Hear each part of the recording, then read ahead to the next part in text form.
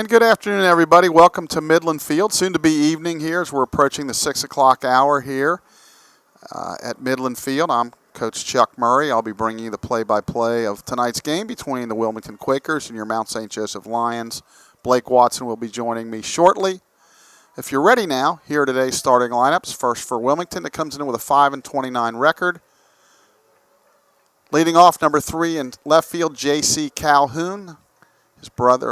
His sister, Miranda, is our dance cheerleader coach at the Mount. Number 4, Brody Julian's the DH, batting second.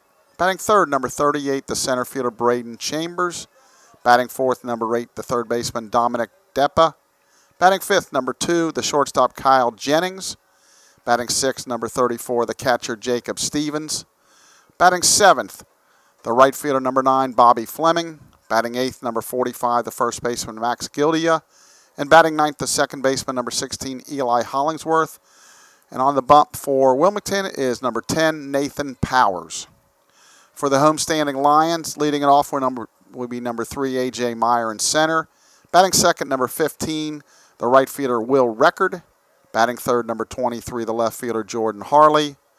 Batting fourth, the shortstop, number 14, Ethan Mason. Batting fifth, the designated hitter, number 21, Andrew Clements.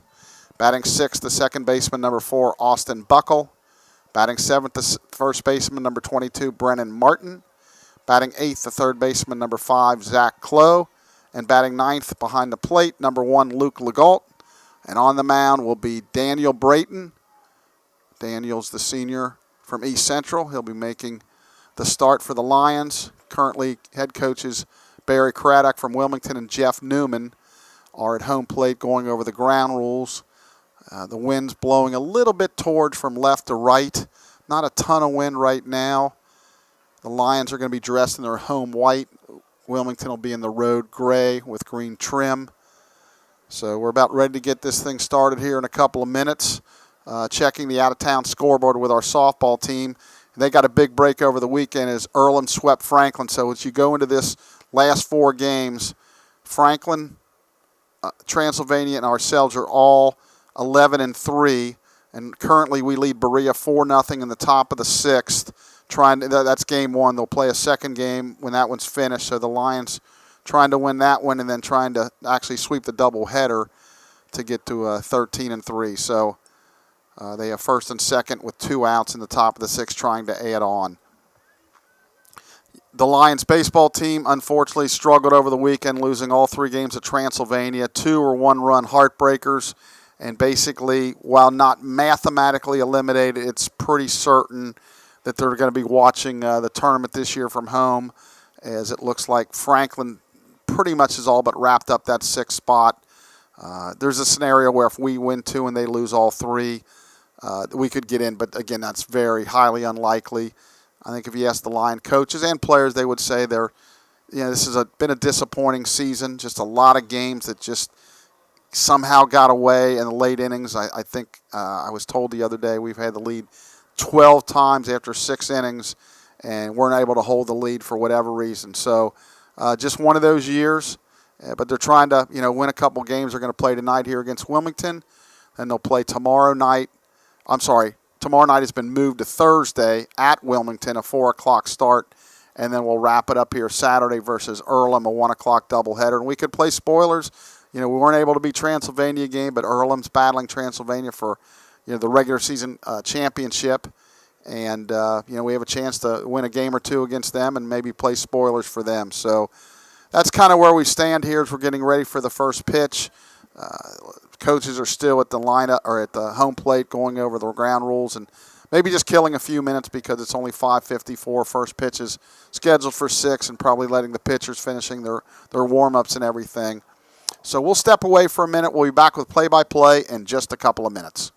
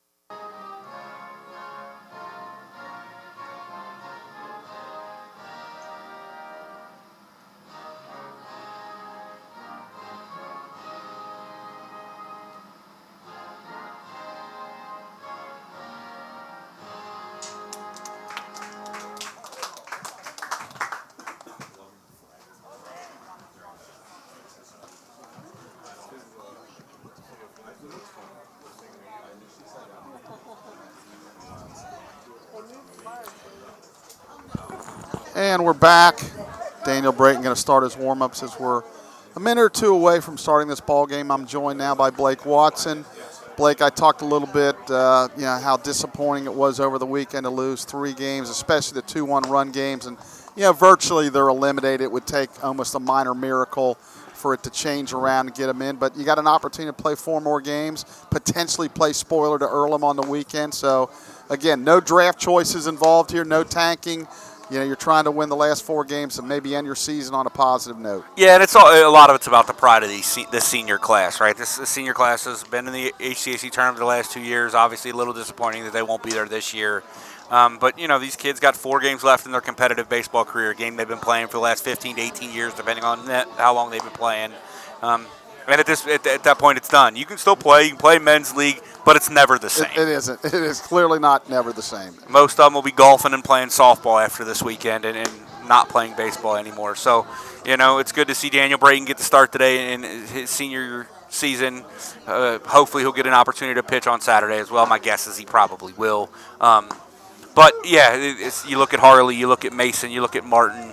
Those are the seniors out there defensively right now for the Lions, and it's all about the pride and playing for what's on your chest and trying to go out in style and win a couple ball games. Play spoiler on Saturday. Yeah, that's for sure. So we'll get ready to start here. J.C. Calhoun to lead it off, followed by Brody, Julian, and Braden Chambers to face, as he mentioned, Mr. Brayton. He comes in 2-1. It's his 10th appearance, first start. 18 innings, 18 hits, 13 runs, 11 earned, 17 walks, 19 strikeouts, a 5.50 ERA.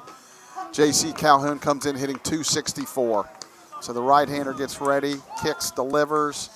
First pitch, a good fastball for a called strike. 5:59. We're a minute early. So pretty good job by the umpires, and we'll give you their names here in just a minute. Low in on the grass, breaking ball, chopped, foul at the plate. Quickly, no balls, 2 strikes. Behind the plate is Kurt Shea, an old teacher and coach of yours at Oak Hills High School. Yeah, great dude. Yeah, and Charles Johnson's on the bases. So he told us pregame it's kind of checking a box. He's done a lot of things. He's done football, different things, replay officials, and he wanted to do college baseball. That's bounced to short. Mason on a couple hops, fires over to Martin. Oh, and it's a wild throw. So not a good start at all, as that'll be an E6 throwing and just a routine ball that, for whatever reason. Yeah, Mason didn't look like he set his feet there. Chuck kind of threw off balance. Yeah, I don't know. Threw it wide of Martin. It's probably a play that Brennan should make. Yeah, I don't know if Brennan stretched too early and didn't anticipate the wild throw. We'd have to watch the replay, but nonetheless, it's a throwing error. And, Daniel Brayton with a really good start gets a routine ground ball to short, and the Lions cannot execute it. So that'll bring up number 4, Brody Julian. Julian comes in hitting .348, 16 for 46, one of the better hitters for Wilmington. Pitch, fastball rides high, 1 ball, no strikes.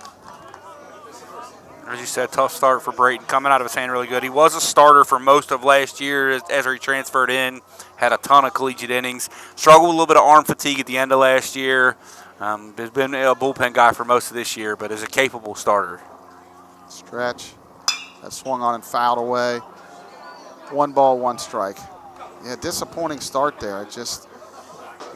Yeah, should be 1 out. Yeah, and 3 pitches, and you're now got a runner at second and nobody out. And now you're working hard to try to. These pitches become more stressful. Sometimes just a head scratcher. 1 ball, 1 strike. Pitch, good breaking ball, stays. Oh, he got a called strike too. Thought maybe it was a touch high. 1 ball, 2 strikes. Got to get used to Kurt. A little bit of a delay, kind of like the softball umpires we get sometimes. So it's always a different mechanic out of the umpire, and we just got to get used to it up here. We don't want to guess. Stretch. Pitch that's lined, a soft liner to Mason. He'll make the play for out number 1. So kind of right off the end of the bat, nice pitch there by Brayton. And that'll bring up Braden Chambers. Be remiss if we didn't mention the J.C. Calhoun standing second base. Older sister Miranda works with us at Mount St. Joe as our spirit coordinator and head dance team coach, and is a fantastic person. Yeah, I mentioned that actually a little while ago, but I'm glad you mentioned it again. .267 average, 5 doubles, a triple, 13 runs batted in for the 3-hole for Wilmington. Wilmington led by head coach Barry Craddock. That's a fastball that rides up and in. 1 ball, no strikes. Barry's been in a lot of different places, had a lot of success over the years. Denison, Worcester, now at Wilmington. Really good pitcher at Wilmington back in the day, left-handed pitcher. I think he was a member of one of their World Series teams back in the early 90s. Really? Yeah, he was really good. And he's going to take a step off and I think there was an issue with the sign there, Chuck. Luke actually motioned for Daniel to step off the back of the rubber. If Calhoun's going to try to steal third, he's going to do it with 1 out here, so we got to pay attention out there. Feet are moving pretty good. Yeah, I like that. Pick off. You mentioned we were hoping maybe to see Miranda. I know last year she came out and kind of hid from us, and we ended up, she was way out in left field, so as you mentioned, a tremendous human being, does a great job here for us at the Mount. Pitch. Breaking ball hit into right field, record over. He'll make the catch. Calhoun will tag, and he'll go to third, but that's going to be the 2nd out. So 2 outs now. Nice play there by Will Record. And again, Daniel Brayton, nice job backing up third, just in case there was a wild throw. 2 outs here in the top of the 1st. That'll bring up Dominic Deppa, the third baseman. He comes in hitting .263, 6 doubles. And he has 3 home runs, a team-leading 31 runs batted in. Deppa's one of those guys. It's like an HCAC opponent. We see Wilmington so much. We see him every year. Yep. Feels like he's been there for 15 years. It really does. And he's good player. Yeah, good left-handed hitter. That's hit hard to Martin. He makes the play. He's going to race and beat him to the bag to end the inning. No runs, no hits. 1 error, 1 left, middle of the 1st. Wilmington nothing. Mount St. Joe coming to bat on the MSJ Sports Network. The Mount didn't just teach me, it changed me. My professors pushed me to think bigger. My mentors led by example, lighting the way. And every step, I leveled up. Now it's my turn to teach, to inspire, to pay it forward. Because every challenge, every late night, every aha moment, every grind has taken me to new heights.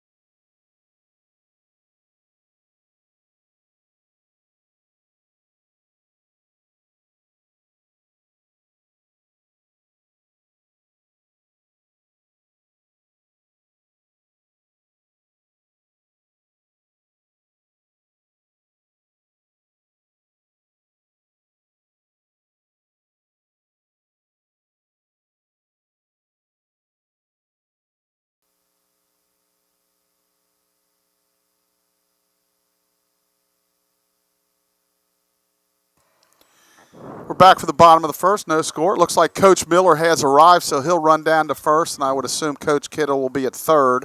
He is. So we're going to have on the mound Nathan Powers. It's his 11th appearance, and he started. This will be a 7th start, 25 innings, 43 hits, 27 earned runs, 18 walks, 16 strikeouts, and a 9.72 ERA. He'll face A.J. Meyer leading it off.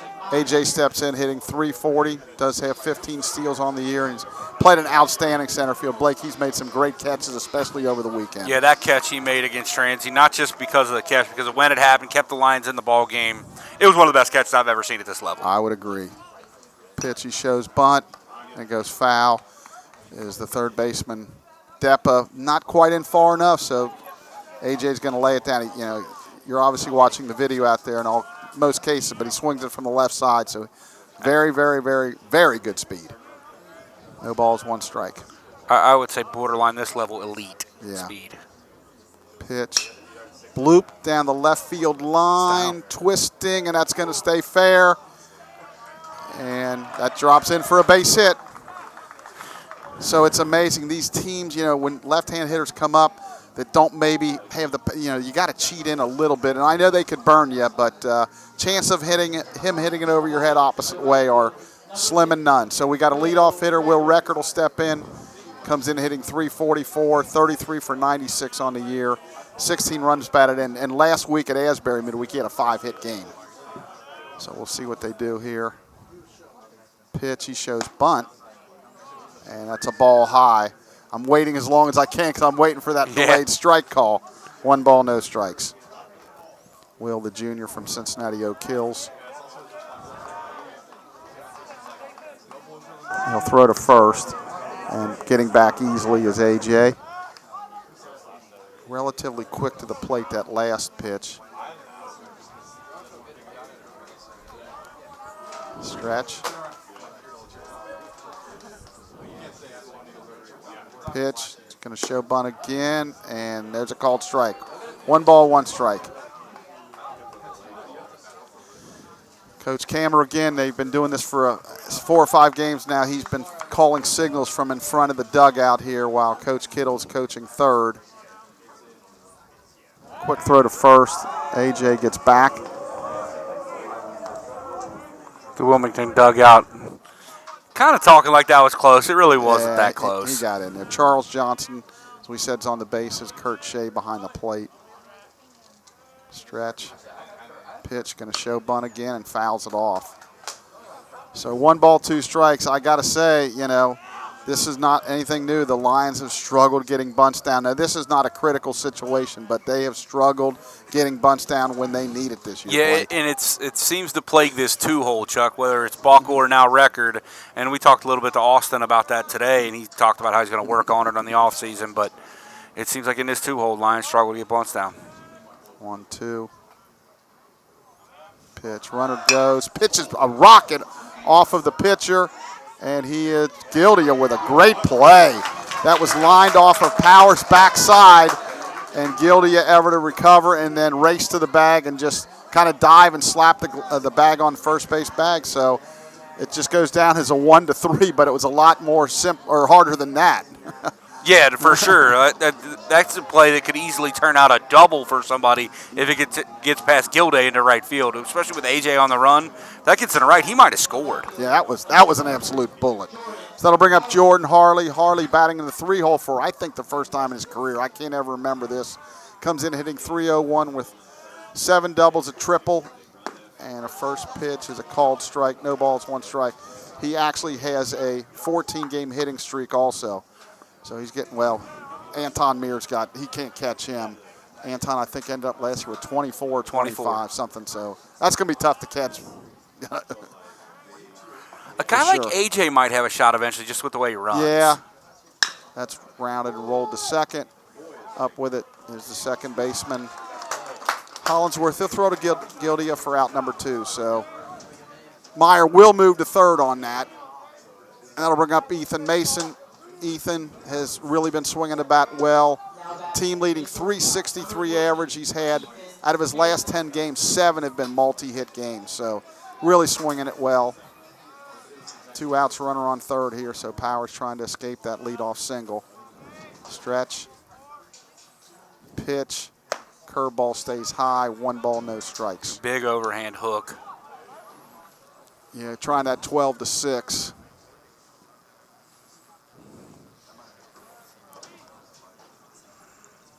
Stretch. Pitch. That's hit hard into left center field, and there we go again. Could be extra bases. He's going to round first, and he's going to go towards second. It's going to be a play. He's going to go head first with a 2-out RBI double. So, again, continues to swing the bat very well. The big swing there from Ethan. Hit it hard. Grass a little thick. Slowed that thing down to make it a play at second. Good job by the center fielder Chambers to get over. Cut it off, but throw was wide a second. Ethan slides in safely. Yeah, so the Lions take a 1-0 lead. Andrew Clements will step in. Clements, a designated hitter, comes in hitting I'll find him. 294 with 4 doubles, a triple, and a home run. First pitch is a called strike. His home run was last Wednesday night? Yep, at Asbury. At Asbury. Tuesday or Wednesday. I'm getting my days mixed up, but it was midweek last week. So Lions lead at 1-0 here. Good lead by Mason. Pitch. Swung on and missed, strike 2. On a pitch down and in.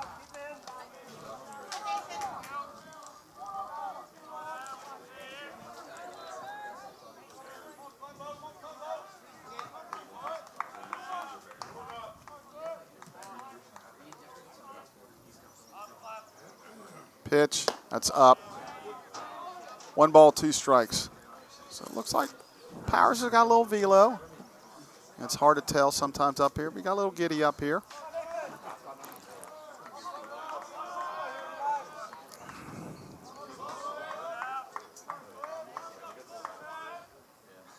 Good pitch. Whoa. Wilmington, half their team was running off the infield there. They thought that was strike 3, and actually we may have got a break there. Looked pretty good.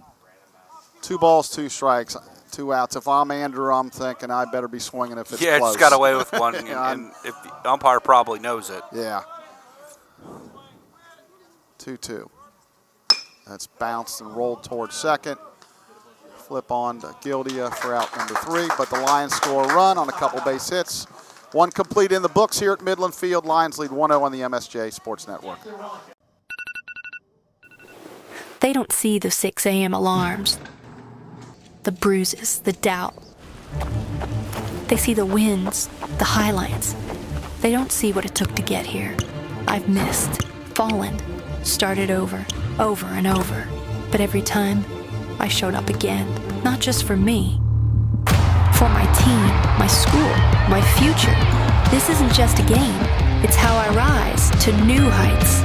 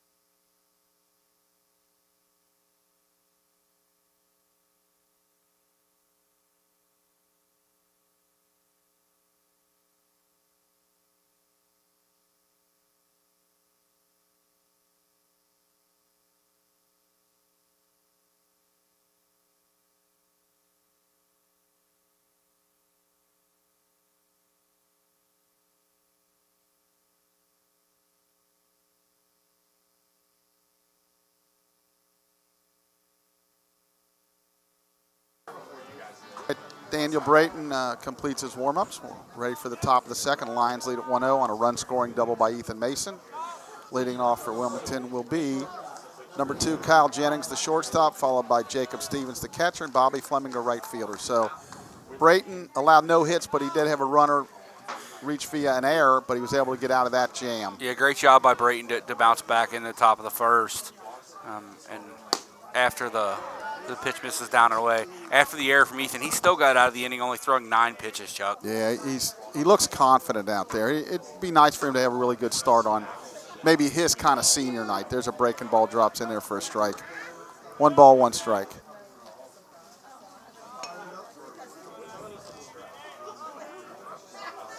Jennings comes in hitting .286. That's line on 1 hop. Buckle makes the play. He'll toss to Martin for out number 1.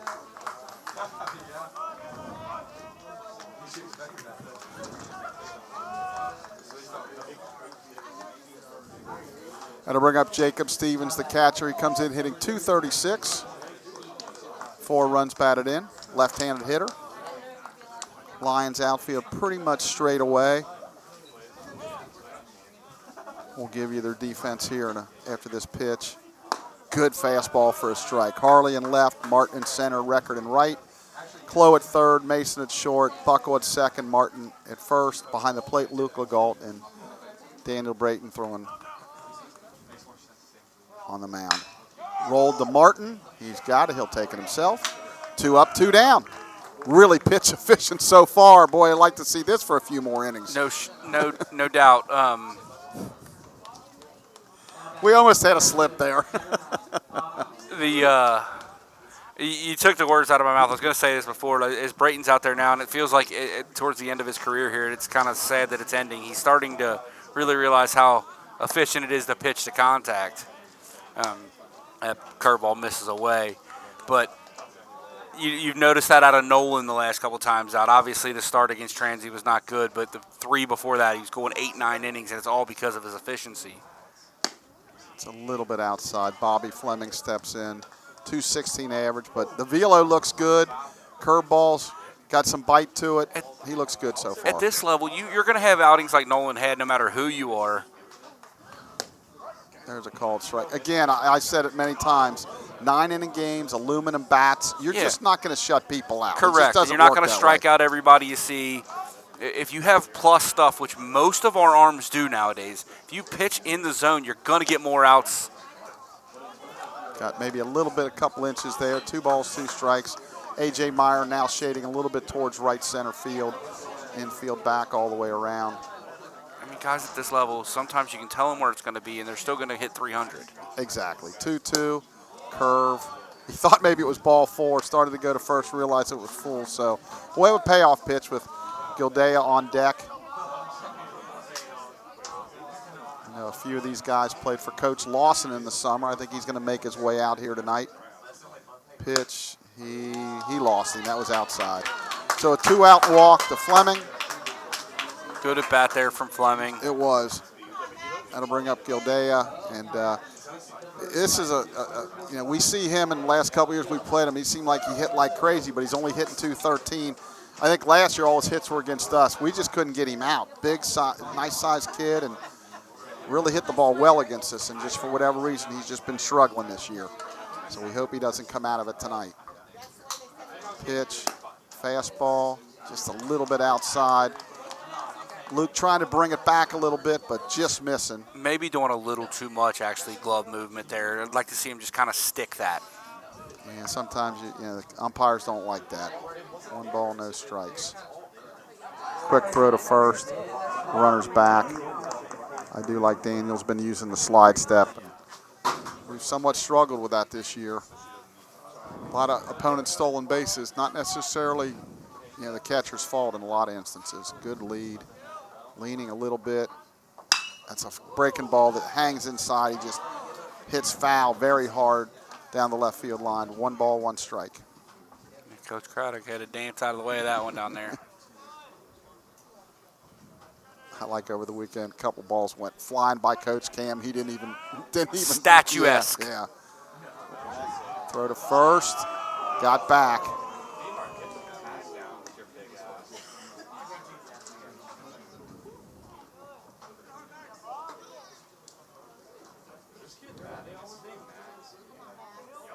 One ball, 1 strike, 2 outs here. Brayton, stretch, long pause.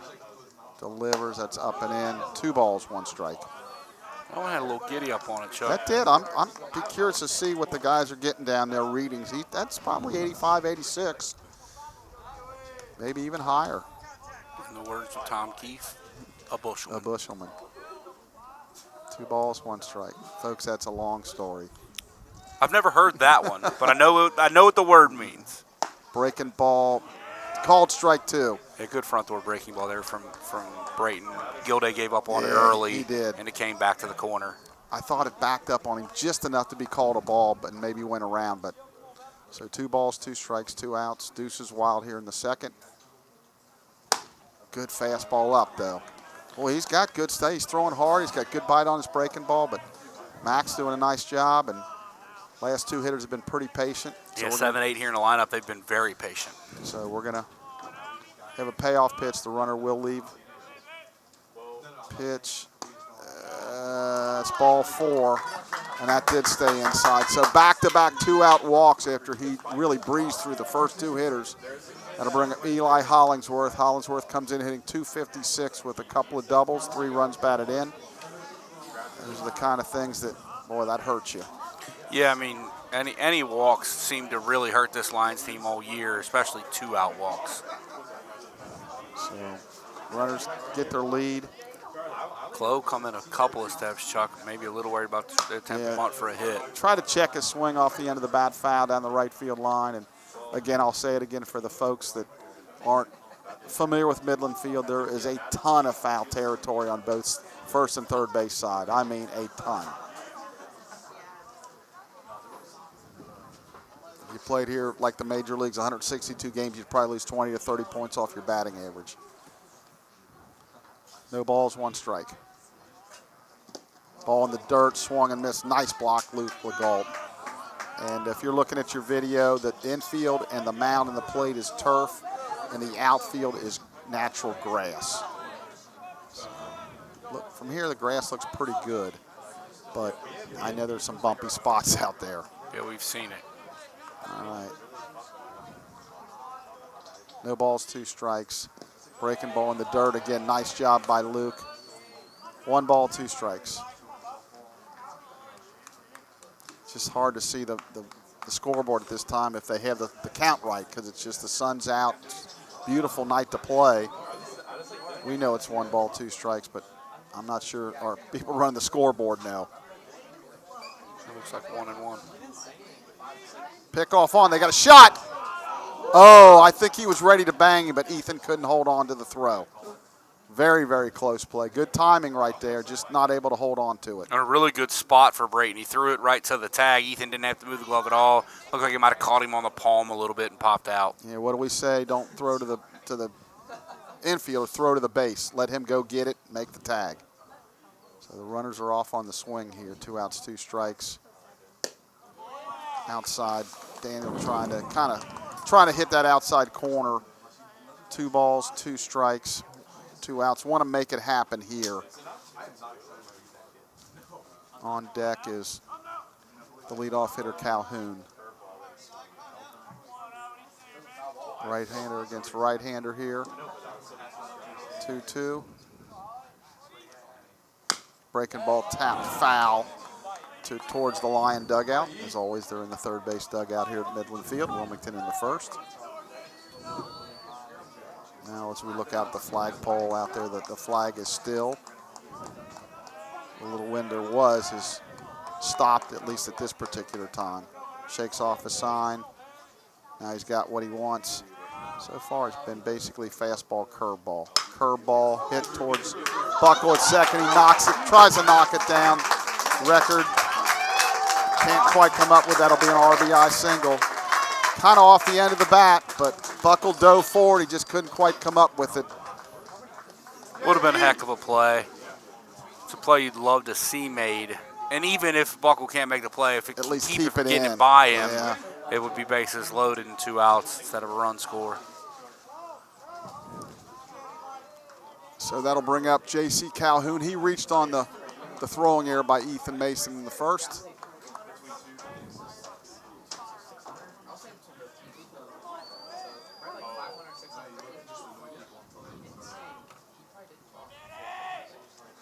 Pitch.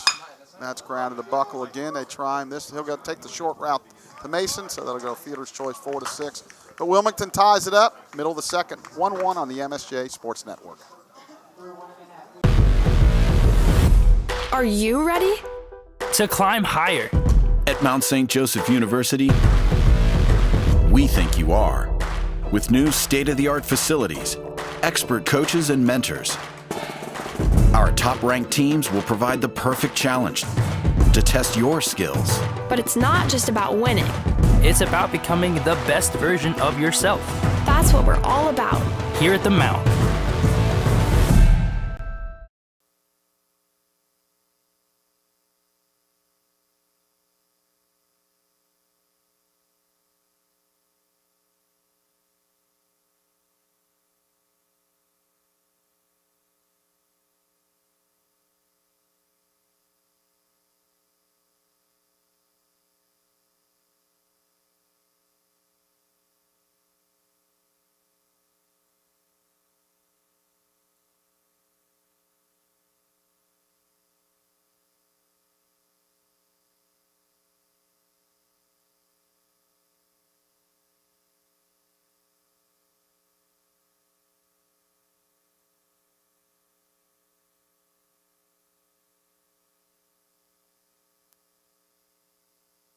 All right, we're back for the bottom of the second. We're all tied up at 1 here. It'll be Austin Buckle, Brennan Martin, and Zach Clough to face Nathan Powers. He'll had a run on a couple hits in inning number 1.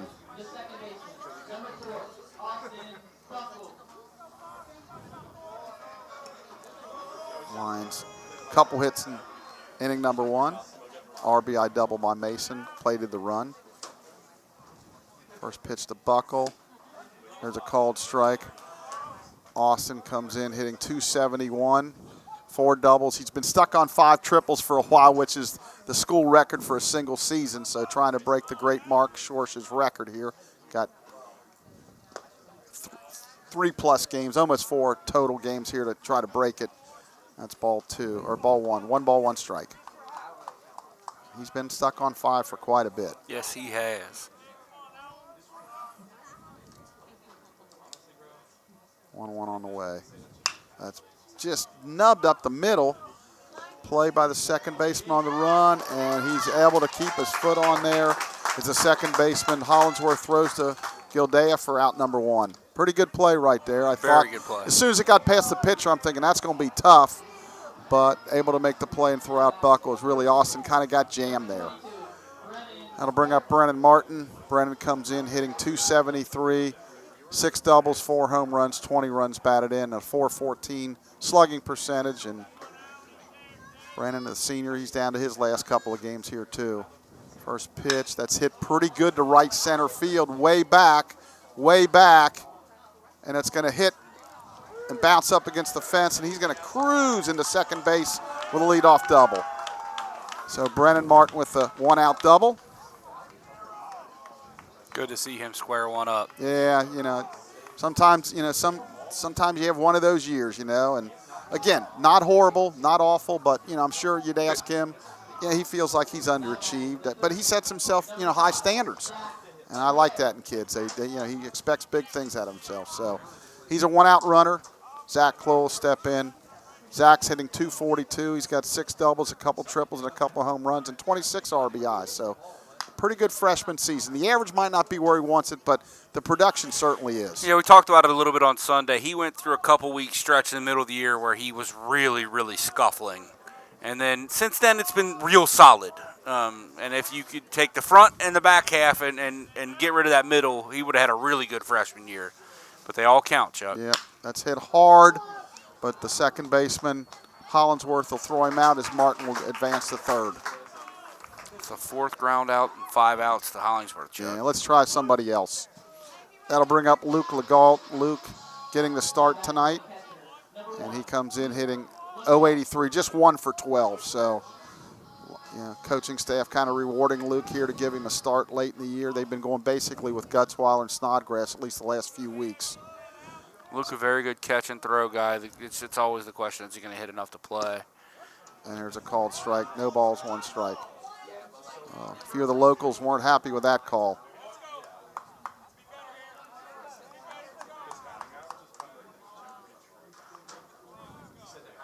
Stretch.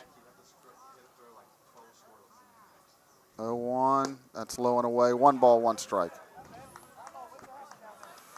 Luke, his first year back, was out all year last year with Tommy John and had some issues with his eyes early in the year, was having some trouble seeing, and I think he's wearing contacts now, so hopefully that'll help him. That's down low. Softball team was able to beat Berea in game number 1, and they're just about getting ready to start game number 2. We'll keep you updated on that. Is it 4-0 final? Yes, I believe so. I didn't check the final score, but I believe it was 4-0. Curveball dropped in just a little bit high. 3 balls, 1 strike.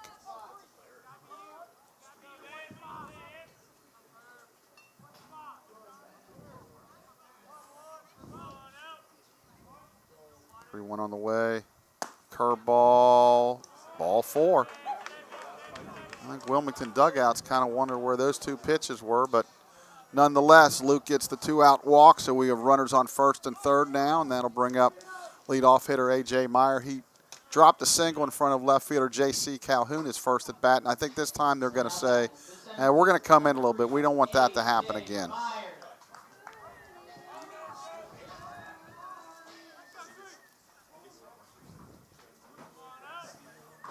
Stretch.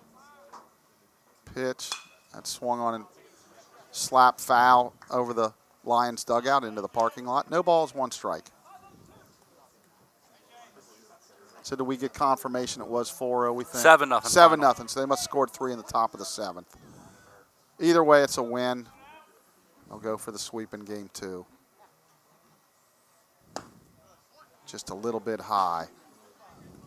1 ball, 1 strike. Leslie Reimers, I would assume, went complete game to get the win. Trying to get the stats loaded into the website so I can look at the box score.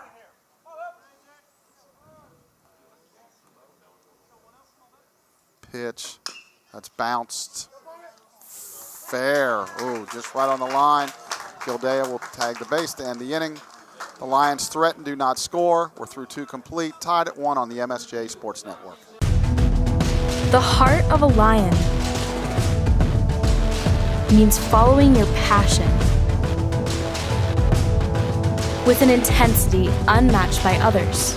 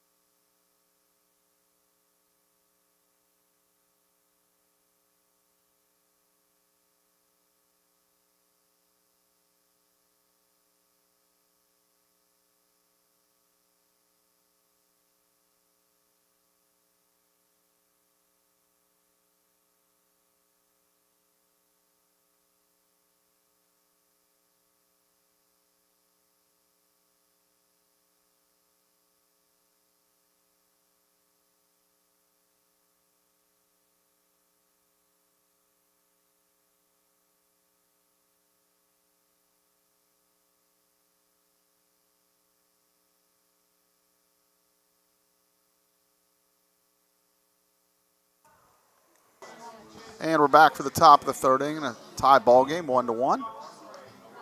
It'll be Julian Chambers and Deepa to face Daniel Brayton back for his 3rd inning of work. We're tied 1-1. The Lions have 3 hits. Wilmington has 1, and the Lions committed an error in the 1st. Julian, kind of a soft line drive to Ethan Mason, his 1st at bat. Down off the end cap. Yeah, you know, kind of a looping line drive.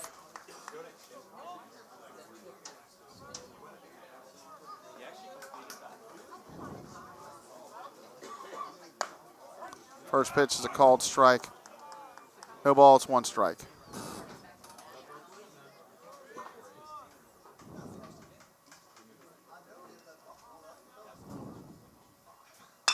Off speed, rolled to Martin. Up.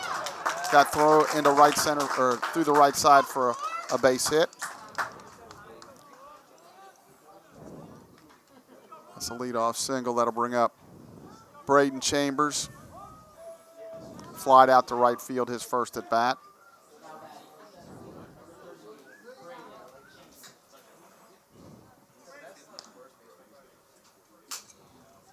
Julian with just 2 steals on the year and 3 attempts, so not much of a threat. Well, it's just as soon as I say that, he takes off, and he is dead out at second base as Luke Legault threw a bullet to Austin Buckle. That'll be a caught stealing, 2-4. So just like that, the runner is erased. Maybe that's why he's only got 2 steals on the year, but that was a really good throw by Luke. Good, not a great pitch to throw on either. Yeah. Kind of got him up out of his crouch. Kind of an off-balance throw, and it was a strike. Well, I think Coach Craddock probably looked at the numbers and said, you know, we can run wild against these guys. That's hit down the right field line, twisting foul. And, I mean, who can blame him? Now, Brayton does have a pretty good slide step, so that's helped quite a bit. But Luke threw a strike right to second base, and really it wasn't close.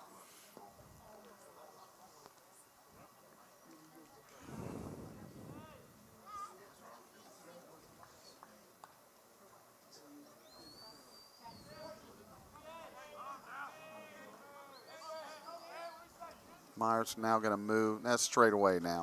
Swung on and missed, strike 2. 1 ball, 2 strikes.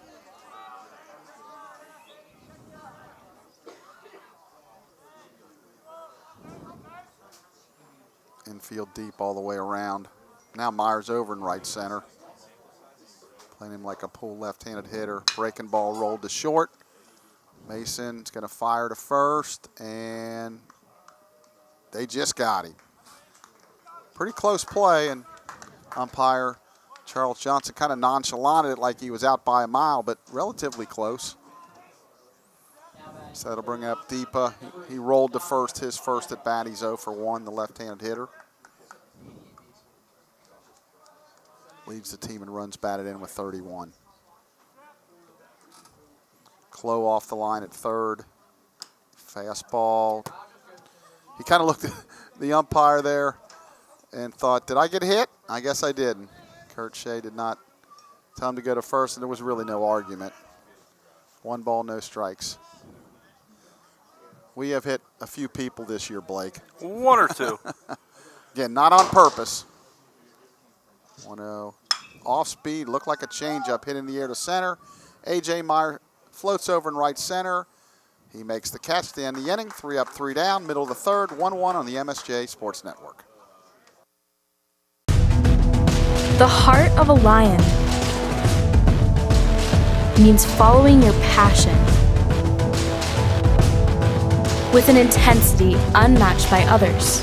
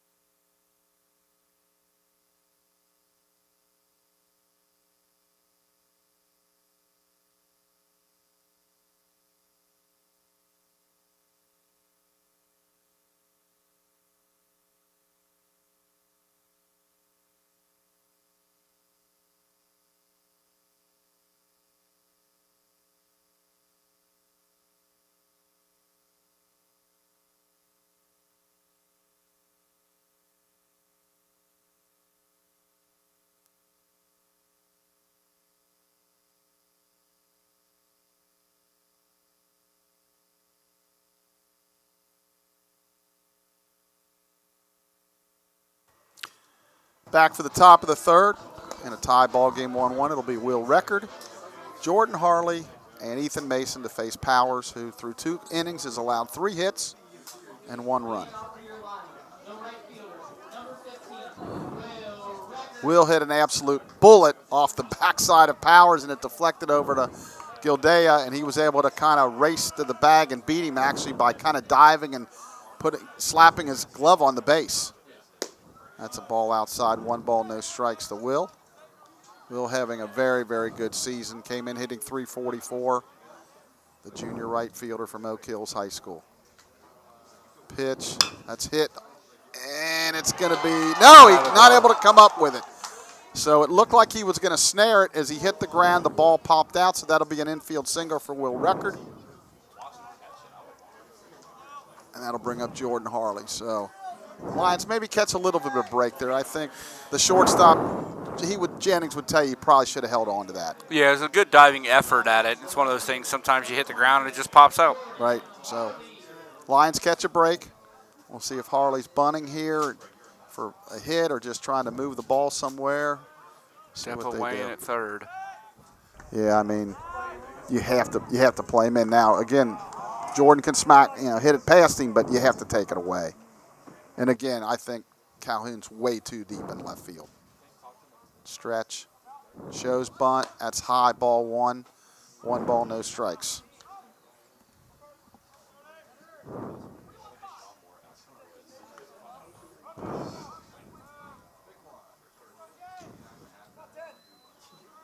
Stretch. Pitch shows bunt again. He takes it with him, and it's going to roll foul. Would have been an interesting play if it stays fair. Yeah, we've rarely seen these left-handed hitters take it with them. It's a tough play because you can't let the pitcher field it. You got to get it past the pitcher and typically make the second baseman field it. But even if the first baseman fields it, you got a good chance as long as it's not too close to the base. So 1 ball, 1 strike. See what they do on this play. Again, third baseman Depa way in.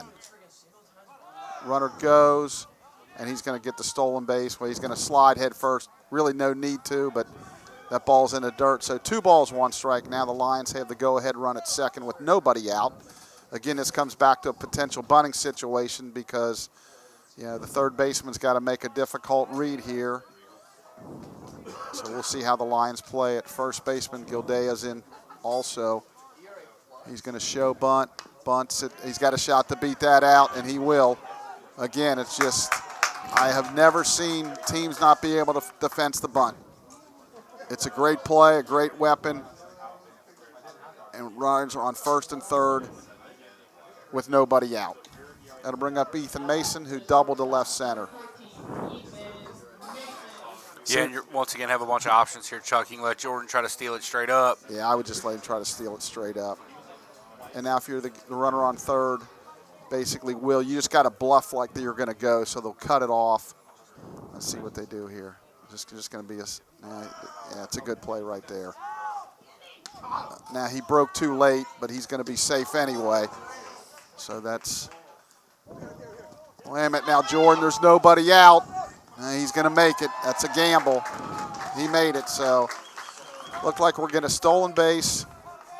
E2 throwing, and then who threw it back? I didn't even see who threw it back. Second baseman, shortstop, and Record will get a stolen base of home. So I'm glad I'm not scoring this one. The Lions get 2 out of it. I thought Jordan trying to score there with no outs with Ethan Mason at the plate was a very, very risky play, but, it worked out. So pitch, Ethan takes a called strike.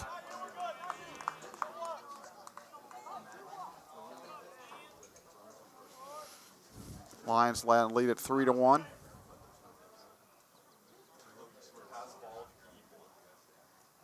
That's hit to the shortstop. Throw across the diamond as Jennings throws out Mason for out number 1. So that bunt single is going to increase Harley's hitting streak to 15 games.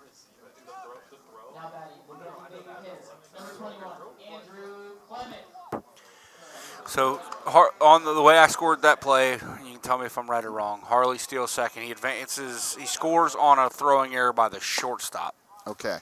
Because you said something about a throwing error by the catcher. Oh, my fault. I said the wrong. Error, the throw to second was fine. Right, he just cut it off and tried to get well at the plate. Will gets credit for a stolen base. Yeah, I was confused on who caught the ball at second base. It was short the of second. shortstop. So there you go. So as usual, it scored correctly. So Clements at the plate. 2 balls, no strikes. Pitch, swung on and missed, strike 1. 2 balls, 1 strike. Lions now with 5 hits in the game. I think in all my years coaching baseball, broadcasting baseball, watching baseball, I have never seen teams on both ends, our team and the opposing team, not be able to defend a bunt. It's incredible how great of a play this has been for us and our opponents. And against us, yeah. Yeah, it's incredible. Now, we do have some good speed, some good, guys can run, but unreal. That's fouled at the plate. That'll run the count full.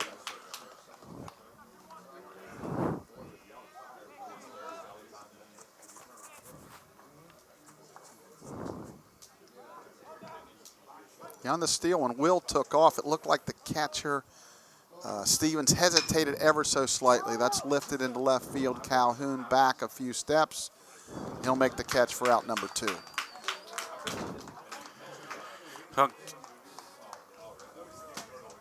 Buckle will step in. He grounded to second his first at bat. technically right now Jordan Harley's run is unearned. And now that there's 2 outs in the inning, we probably would assume he would still be standing at second. I think so. He's Yeah, not moving on the short ground ball in front of him. Clearly. Now, He he may might be have tagged up, there, but again, probably benefit not. of the doubt to the Yeah. pitcher, so we'll see what Austin does. Pitch, swung on and missed. On a fastball, low and in. No balls, 1 strike.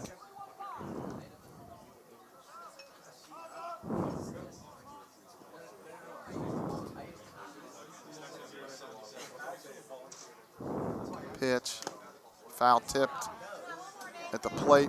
Quickly, no balls, 2 strikes. This is kind of a coulda, woulda, shoulda inning for Wilmington. The first hitter, shortstop, dives. Looks like he has it. Jennings, it pops out of his glove. And then we get a bunt down, and they throw it around. And the other interesting thing, too, is I actually think they had a shot at Harley at second on the straight steal. And I understand why you make that play. Ground ball to third. And that'll end the inning. But the Lions push 2 across. They lead 3-1 after 3 on the MSJ Sports Network. In the real world, it hits you fast.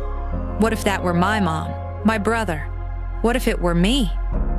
You can learn the procedures, memorize the charts, but real care, the kind that sees the person, that takes something more. At Mount St. Joseph University, we teach the science of healing and the compassion that guides it. So when the moment comes, you're prepared to rise to new heights.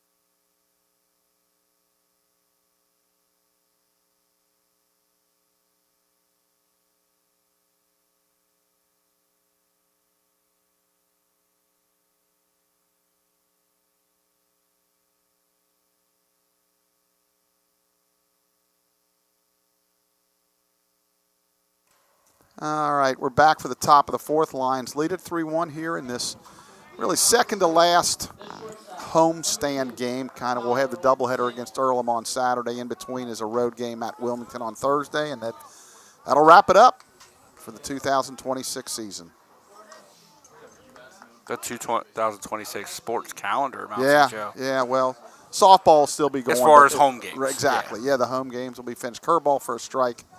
No balls, 1 strike. We always talk off air. Jennings has grounded to Buckle, his first at bat, how it kind of seems like it's really went. That's swung on and drilled to center, but A.J. Meyer will make the catch for out number 1. The ball was hit hard, but caught by Meyer. How, like, we talk about how, wow, it seems like the season's flown by, but yet when we think about Florida, that seems about like 3 years ago. You sure it wasn't? Yeah, no kidding. And it's only been about 6-7 weeks, but it feels like it was like January. So, unfortunately, the Lions will not be going to Kokomo this year. Pitch, that fastball rides outside. 1 ball, no strikes. Stevens grounded to Martin, his first at bat. Pitch, that rides outside. 2 balls, no strikes. Again, Brayton looks pretty sharp so far tonight.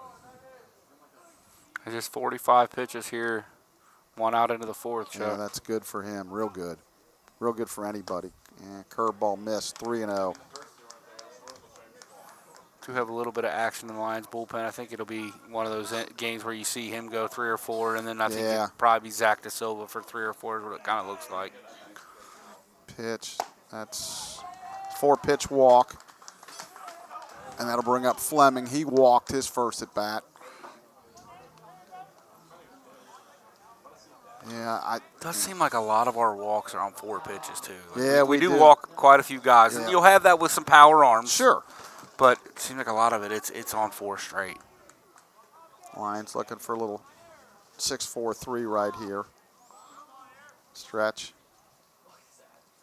Pitch. Good breaking ball for a called strike. 1, no balls, 1 strike. That one had a lot of bite on it. That did. That was a good one.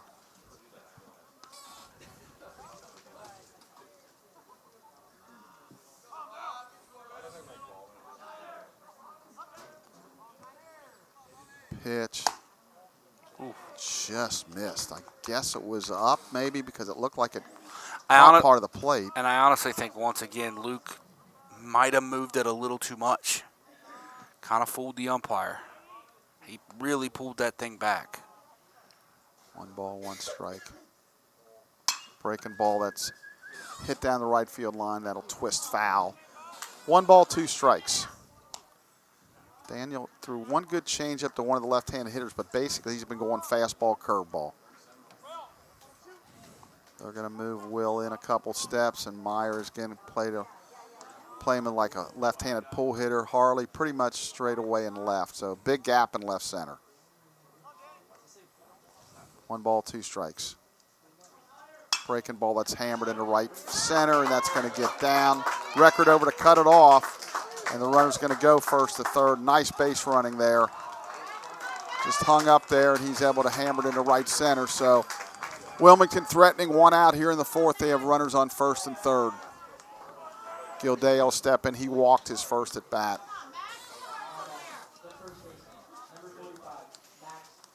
Now you can see the scoreboard perfect now. The sun's kind of hidden right now, and it's very visible to the folks here in the stands and for us here in the press box. That was Wilmington's 3rd hit of the game. Stretch. Pitch. Good fastball for a called strike. No balls, 1 strike.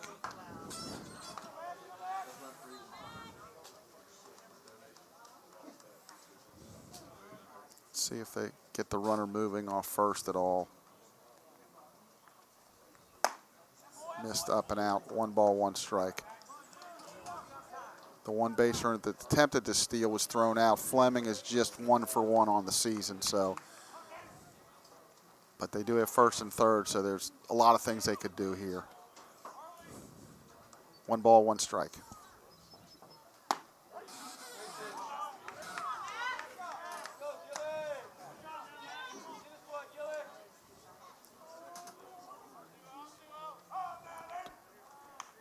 One ball, 2 strikes.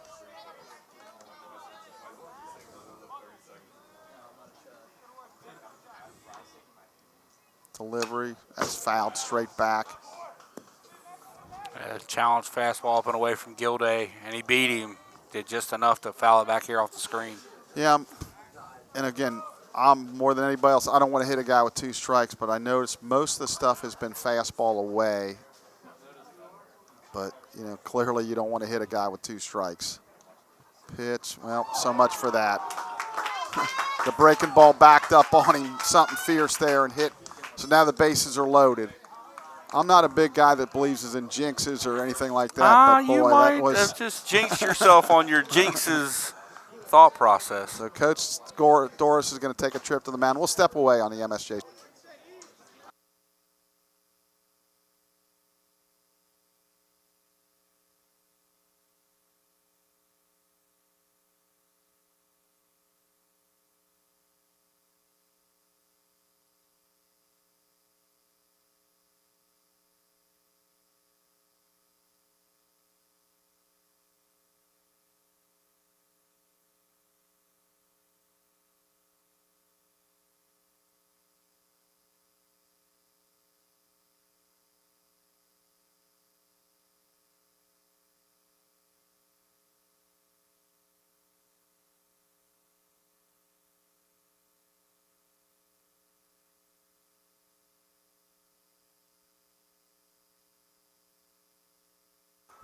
So the meeting is ended, and let me write that down. Yep. First conference. Yep. Got that on my note sheet. Mr. Shea is let us know that that's He's the not first in on our conference. inside joke, though. Yeah.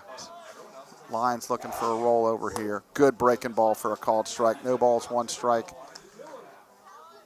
Hollinsworth, he singled through the right side his first at bat. Yeah, kind of that play that was in between for Buckle. He kind of dove on a Yeah. ball we're not sure he really needed to. I'd like to see Brennan get a little bit deeper here, take away the angle, and Chloe get a little bit deeper at third. Pitch, waved at and just fouled away. So no balls, 2 strikes quickly. Because he's probably going to be pretty defensive here. He hit that side last time. I'd want him as deep as he can get. No balls, 2 strikes.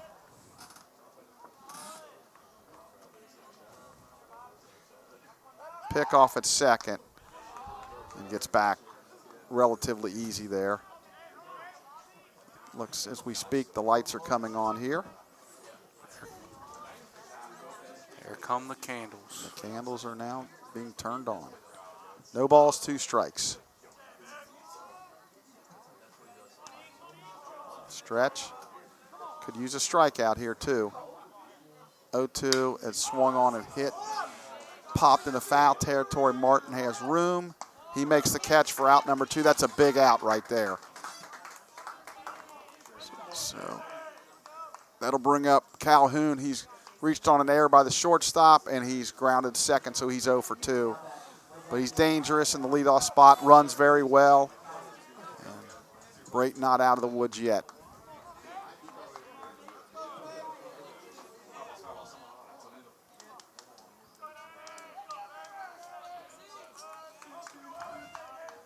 Stretch. Pitch. Oh, and there's a pass ball. And that'll allow to cut the lead to 3-2. A little bit wide of Luke, but thought he should have had that one. So that makes the score 3-2.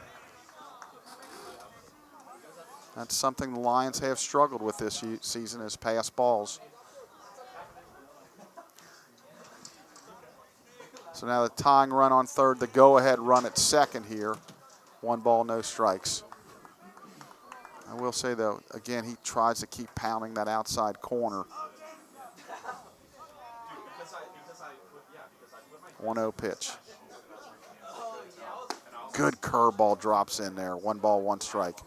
Yeah, that was nasty. Had a little bit more velocity on that one. Almost acted like a slider because it had a little more pop. Yeah, I'm sure Calhoun was looking for the express, and he actually got the local there. 1 ball, 1 strike.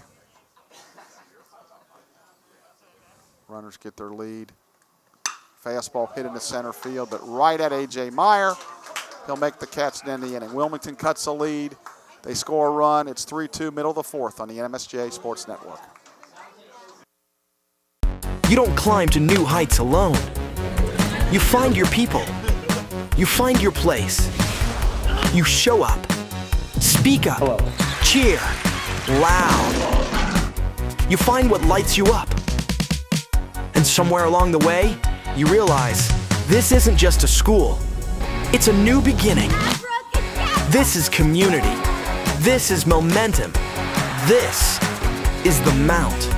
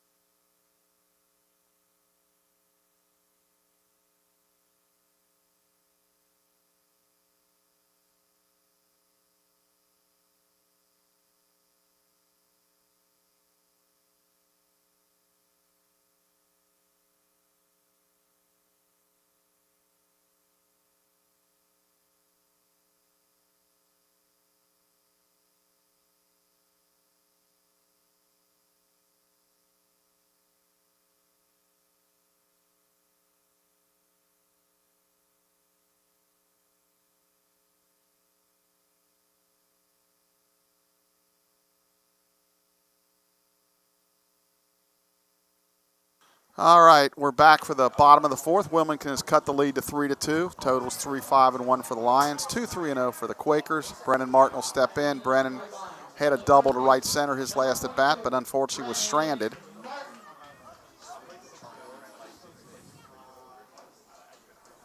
Like to see a big fella turn on one time, Chuck. Pitch. Curveball stays a little high. 1 ball, no strikes. Very deep in right, center, left pretty deep also. That was a hanger too. That was middle in. Pitch. That swung on and fouled away on a breaking ball. 1 ball, 1 strike.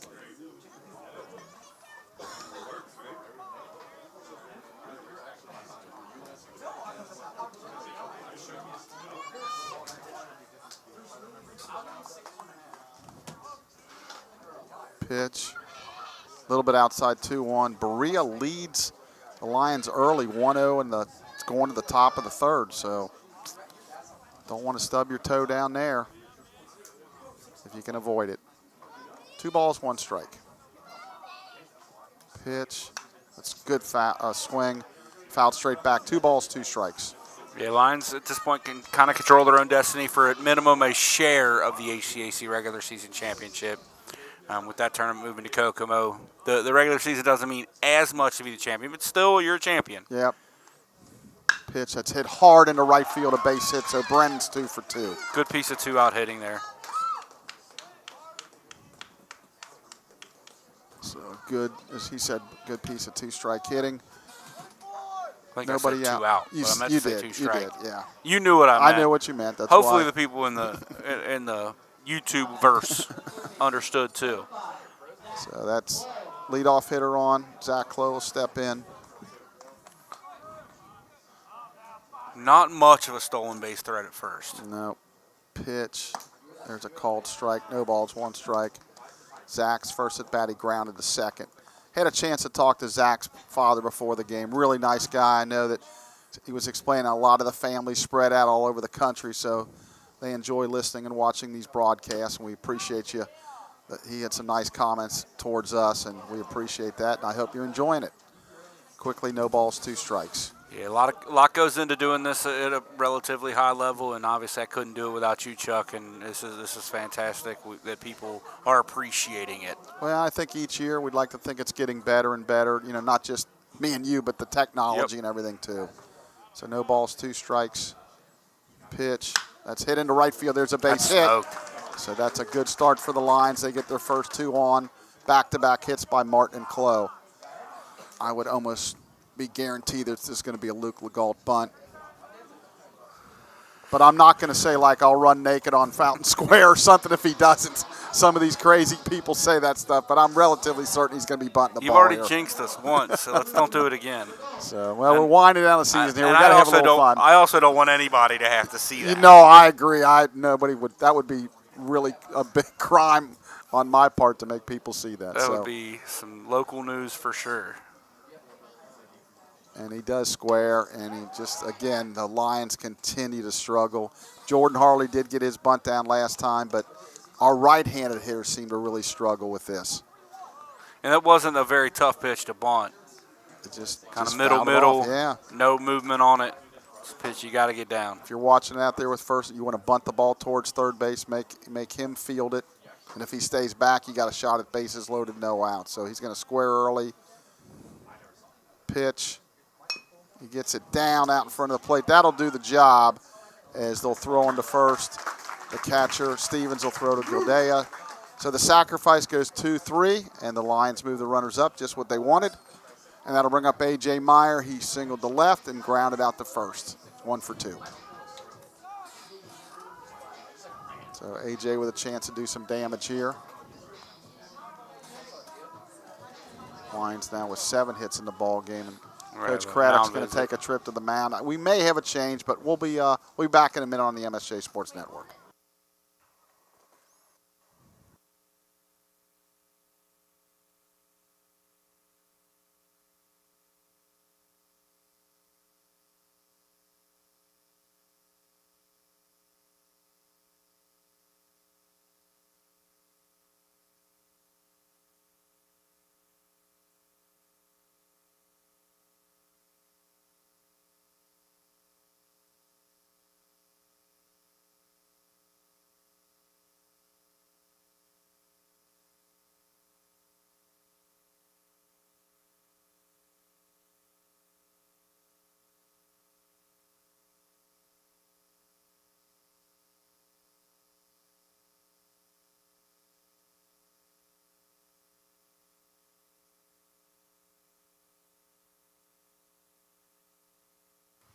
Okay, after a long conference, Coach Craddock has decided to stick with Powers. We thought maybe they got a left-hander warming up at the bullpen with 2 out of the 3 next guys batting left-handed, but he's going to stick with him. It's actually 3 or 4 if you think AJ, Harley, and then Clemens. Yeah, so good breaking ball. Boy, just missed.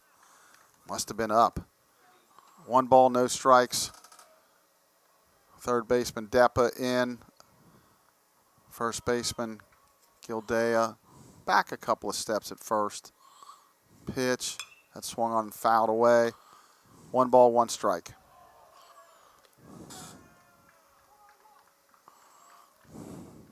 Lions will return the trip on Thursday. They'll have a 4 o'clock game at Wilmington. And then they'll wrap it up here on Saturday against Earlham. Doubleheader. Earlham currently in first place in the HCAC. That's in the dirt. A ball. 2 balls, 1 strike. Always good to see Coach Sakis. He'll be in town with his boys. Former Xavier University player. Good dude. Yeah, been at Earlham for a long, long time. I remember when he was at Defiance as a graduate assistant. And he became an assistant at Earlham and then eventually took over. Pitch. That's a called strike. 2 balls, 2 strikes. Pretty good pitch there by Powers as he painted the outside corner. Maybe a little bit of run away from AJ, too. So AJ now it's just, just Move move the the ball. baseball somewhere. Move it. Should get a run. Infield is back except for the third baseman, Deppa. Swung and fouled. Just stays alive there as he taps it foul.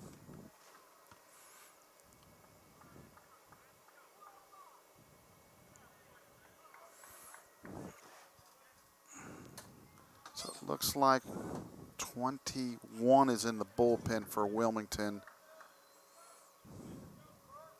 And that would be Corey Moore. That was a really good job by Stevens behind the plate. Chuck, that ball bounced. He did a really good job keeping it in front of him. Thanks for picking me up there. I was looking at the stats here. Corey's only been in, well, he's been in 8 games. So he's a left-hander. It looks like he'd be ready now if they want to make a move. Payoff pitch on the way. That's tapped at the plate, foul. So AJ doing a really nice job of staying alive. We'll have another payoff pitch here. Yeah, Powers up over 60 pitches now, Chuck. Yeah, it looks Here in like the the bottom of the left-hander, fourth. he's ready. Yeah, just kind of staying loose down there now. Just a matter of when or if he wants to make the move. Full count, we'll do it all over again. Here it comes. Breaking ball hit off the end of the bat, but that's going to be caught by the center fielder, the throw home, and Brennan will score on the sacrifice fly as the center fielder Chambers threw it in. But that'll work. A.J. Meyer with a sacrifice fly, and the Lions lead at 4-2. Nice at bat there. He battled, was able to get that fly ball. So that'll bring up Will Record, and again, looks like he's not going to make another move yet. The catcher, Stevens, looks in the dugout, probably more so for the signs than anything else. So he's pointing at where he hits it, his last at bat. So Coach Craddock did walk out and take a look into his bullpen. my guess is this is his last hitter. That's just my guess. There's a curveball that hung that Will just fouled straight back. No balls, 1 strike. A little up.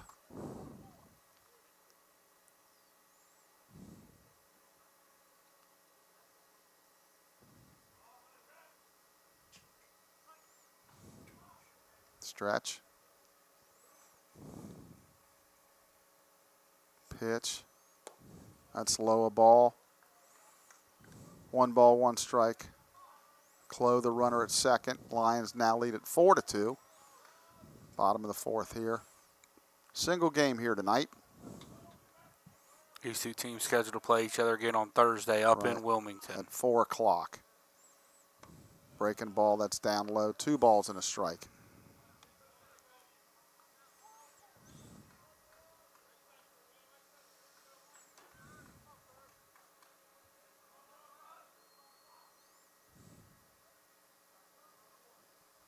One on the way.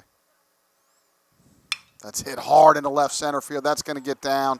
Clough's going to score easy. Will Record's going to round first and head into second. Head first with a sliding double. Lions lead at 5-2.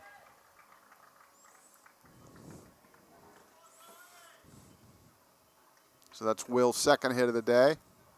And again, great speed, turns. And here he comes. Coach Craddock's out of the dugout. There's going to be a change. Yeah, we'll step away for a minute.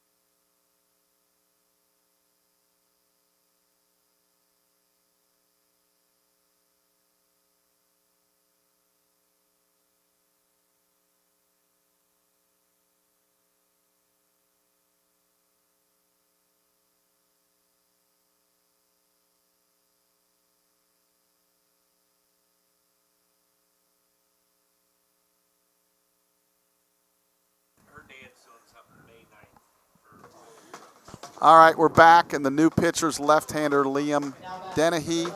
As I mentioned, actually, this is his 19th appearance on the year, so only 10 1/3, 9 hits, only 2 earned runs, 2 walks, 9 strikeouts. So looks like he's kind of a lefty Old school lefty specialist.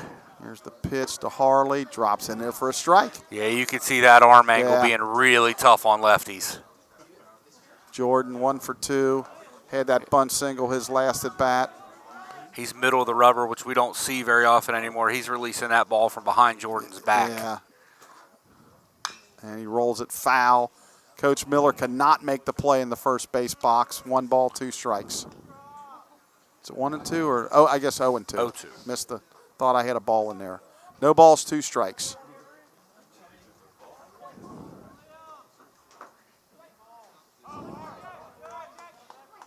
Stretch, pitch, it's hit weakly in the hole into left field, a base hit. Good coaching by Coach Kittle as he waves him in. And again, that's a Jordan Harley special right there. He just pokes it through the left side. The shortstop really was kind of caught out of position there, Jennings, as he was trying to keep the runner close. But they're not. Even if he fields that ball with as softly as it's hit, Chuck, he's not throwing Jordan No, out. but Now they're we gonna wouldn't have save scored a run. Yeah, yeah. So that's Jordan's second hit of the day. That makes the score 6-2. Ethan Mason will step in. Ethan's doubled to left center, grounded to short. Now this substitution really plays into the hands of the Lions. Hopefully, is Dennehy on the mound with Ethan up. That's hit hard. Hammered. Yeah, it's foul, but hammered. It was foul. It's one of the harder balls Ethan's hitting all year, really. Yeah, no balls, 1 strike. He's had a really, really good year. It's just, we talk about it all the time, such a surprise that the power numbers just are down. That's popped foul. No balls, 2 strikes.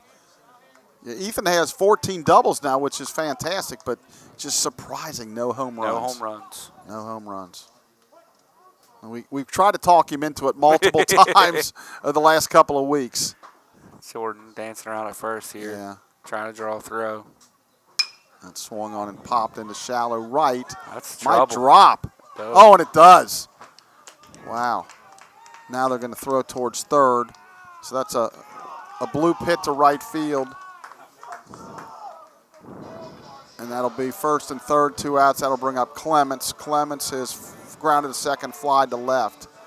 The right fielder, Fleming, must not have saw that off the bat. It looked fairly routine.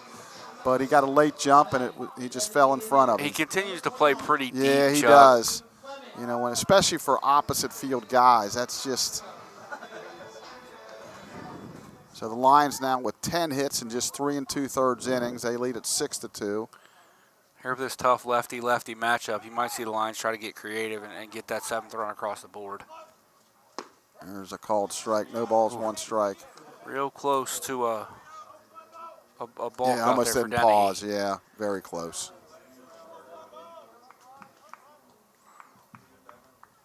Stretch. Pitch. That's rolled into right field, a base hit. Mason will go first to third. Good base running by Ethan. And that's 3 hits in a row. Really, all 3 balls are really not hit very hard, but they all count, They Chuck. all count. You know, they'll take that rather than lineouts. So, you know, if you're Coach Craddock, you're like, he's not getting anybody out, but it's just weak, soft pop-ups and ground balls. So that's baseball. 7-2, Lions lead it now. Austin Buckles step in. He's 0 for 2, grounded to second, grounded to third. Pitch, that's low and in, ball 1. 1 ball, no strikes. Looks like they got it looks like there's a right-hander down there, but he's really not throwing right now, just kind of mulling around the mound out there. So looks like he's going to stick with him for now. Pitch. That hit Buckles. That'll load the bases. And he'll clearly get the pitch to Brennan here. Brennan comes in 2 for 2 with a double and a single. And a couple base hits. Scored a run. So the Lions with a 5-run lead and a really good chance here to really blow this thing wide open. Brennan led this inning off with a base hit, Chuck. Yeah, so it's his 2nd time. He could be one of them, tie a record for getting a couple hits in the same inning. Nowhere to put him. Softball still trails by 1, top of the 4th. Yeah, it's getting late early. Pitch. That's down and away, ball 1. 1 ball, no strikes. Now they got another left-hander throwing now. Looks like number 15, but I'll try to give you the number for sure here in a minute. 1 ball, no strikes. Pitch. That stays up. 2 balls, no strikes.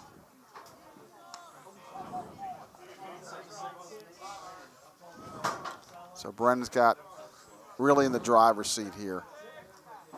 I believe that's J.P. Donnellan throwing in the pen. That's ball 3. 3 balls, no strikes. So he's getting ready as fast as he can here. Obviously, you'd see the red light here for Brennan, right? Yeah, it'd be tempting, but I would say you got to take a pitch because you're 3-0. He's struggling right now, and that's a good pitch anyway. He's not going to swing. Yeah, at that down pitch and away. at the That's not a 3-0 pitch. And he's still in the driver's seat. He can still pick his pitch. 3 balls, 1 strike. If he likes it, he swings. If not, you got full count. The runners are running, so it's a win-win here for the Lions. 3-1. That's low, ball 4. Good at bat by Brennan. I really like that. A lot of guys, you know, hey, it's 7. I want to hit. Especially here, the end of the career type thing. Yeah, I like that a lot. So that makes the score 8-2. Zach Lowe, he singled in this inning also. He's 1 for 2. Chuck, the Lions with only 2 hits in the 4th inning. Ooh, boy, that's. Now, they've only given up 1. Yeah. But they trail 1-0. Pitch, breaking ball. There's a called strike. No balls, 1 strike. Zach looking down for a sign, buddy. The only sign you're going to get is the base hit sign. Bases loaded, 2 outs. Not a whole lot the coaches can do for you here. Stretch. Pitch. That's swung on and fouled away. Quickly, no balls, 2 strikes.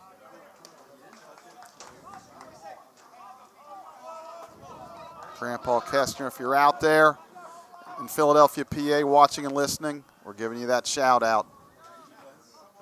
Hope you're enjoying the broadcast. And maybe there's a chance his grandson gets in tonight. Jeff Kist. No balls, 2 strikes. Pitch. That's in the dirt. Ball 1. 1 ball, 2 strikes.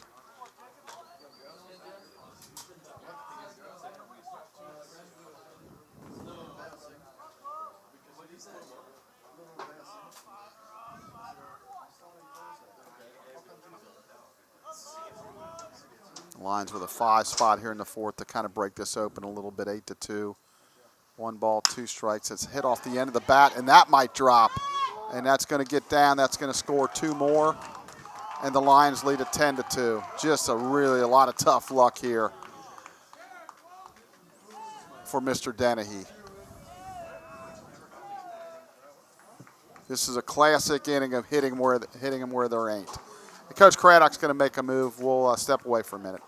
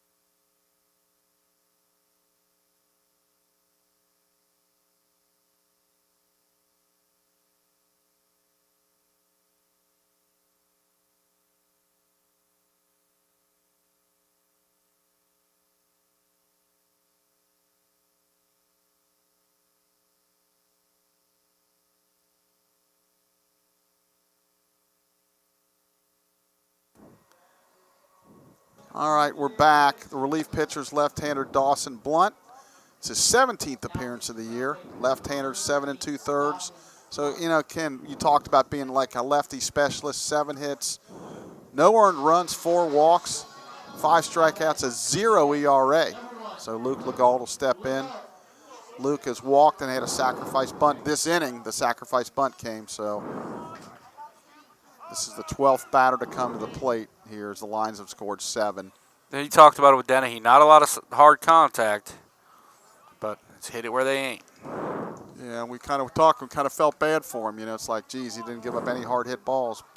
But that's baseball. 1 ball, no strikes. As a young man named Ryan Murray used to say. It's a dumb game. It's a dumb game.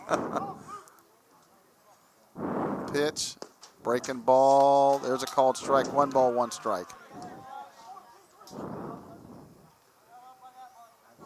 I think in high school he lined out 3 times. One time the shortstop was playing right behind second base. He just kind of flipped. This is a dumb game. Pitch, rolled to short. Hit pretty good, but they'll go to second for the 4th. But the Lions scored 7 in the 4th. We've played 4 complete. They lead at 10-2 on the MSJ Sports Network. You don't climb to new heights alone. You find your people. You find your place. You show up. Speak up. Hello. Cheer. Loud. You find what lights you up. And somewhere along the way, you realize this isn't just a school. It's a new beginning. This is community. This is momentum. This is the Mount.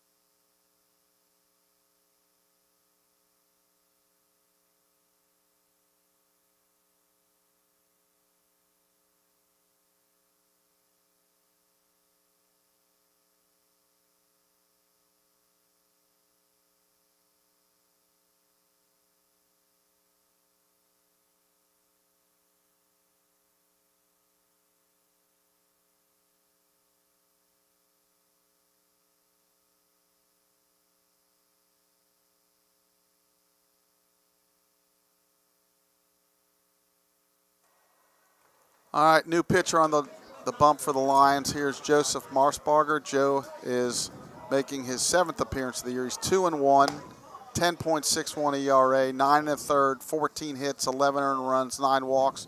Does have 12 strikeouts.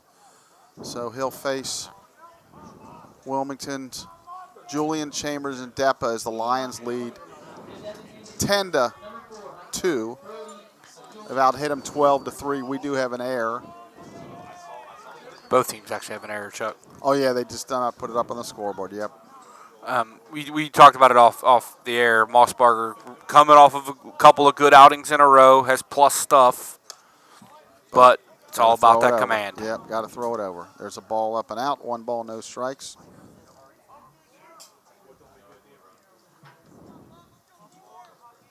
Again, another reliever throwing from the stretch. Good fastball, called strike. 1 ball, 1 strike.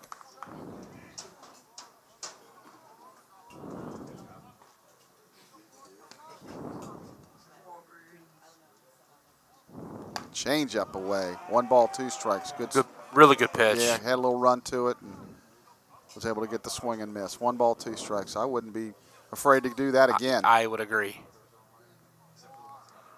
1 ball, 2 strikes. Pitch went with a breaking ball that stayed high. 2 balls, 2 strikes. I always like change-ups against the really good hitters, you know, the 2, 3, 4 kind of guys. You don't want to speed up the bats when they're 7, 8, 9, but 2-2. That's rolled towards second. Buckle over there. He'll flip to Martin and literally flip for out number 1.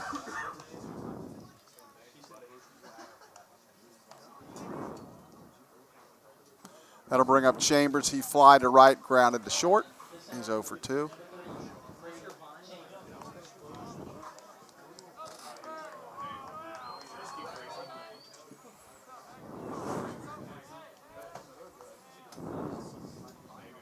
Pitch, breaking ball, stays up. 1 ball, no strikes.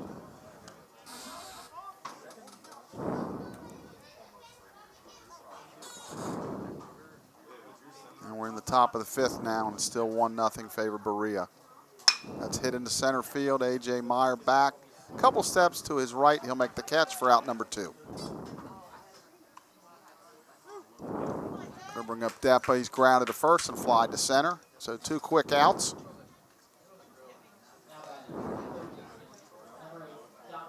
Talked a little bit about head coach Barry Craddock. Had tremendous success at Denison and at Worcester and trying to turn this Wilmington program around. Chuck, Lions are threatening there in the 5th, 1st and 2nd with 1 out. Okay, let's push a couple across here, Blake. Ball 1 inside, 1 ball, no strikes. We definitely know they will be going to Kokomo. We just don't know if they're going to finish 1st, 2nd, and 3rd, or theoretically could finish 4th. That's fouled away. Good changeup, 1 ball, 1 strike. But you really want to finish in that top 2 to get that bye. And, you know, we talk about, I assume they're going to use the men's bracket where it's a crazy bracket. Correct. I looked at a 6-team bracket today from the Mid-American Conference, and it's a lot better and a lot more fair. You check to swing, they're going to check with, they're going to say no. Very difficult for the first base umpire there, Charles Johnson, is a left-handed hitter, to say whether he swung or not. Almost an impossibility. But hey, Luke, has to be pretty obvious, yeah. Hey, go ahead and ask, take a shot. 2 balls, 1 strike. Good pitch on the hands. 2 balls, 2 strikes. Actually, I printed it off, and I'm going to show Jay Jones and some of the coaches up in Kokomo. It's way more fair. Not perfect, but the system that they got going now, whoo. You almost get penalized for winning your first-round game. That's in the dirt. Count runs full. That's where I'd like to see Joe just finish him off. Make it happen on 2 balls, 2 strikes. Yeah, Lions 2-2 is not the favorite count for Lions pitching, that's for sure. Just really like to see him finish him off there. Payoff. That swung on and lifted down the left field line, or actually foul. And it's going to go out of play into the Lion dugout, or into the Lion bullpen. So we'll do it all over again as we play the top of the 5th here. Lions lead at 10-2 here at Midland Field. From Jordan Harley, I'm going to stay about right there.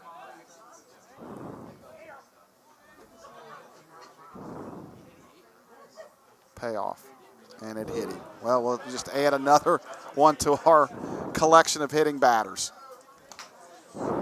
Beck with ball 4. Let's just hit him. We'd rather have that stat. So bring up Jennings. He's grounded a second line to center. Lions are out in the top of the 5th, Chuck. Oh, boy. Running out of innings there. Strikeout, ground out to end it. Who would have thunk it?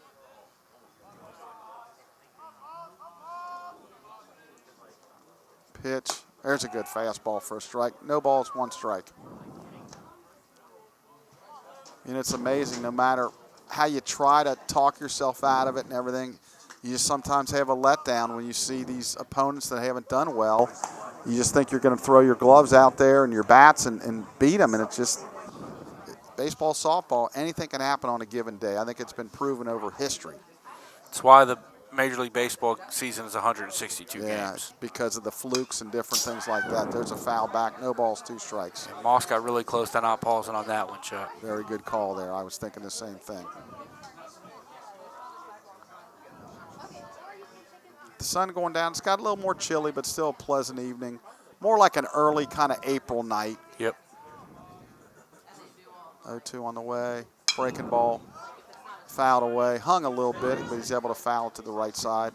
Keeps the count. No balls, 2 strikes. On deck's the catcher, Jacob Stevens.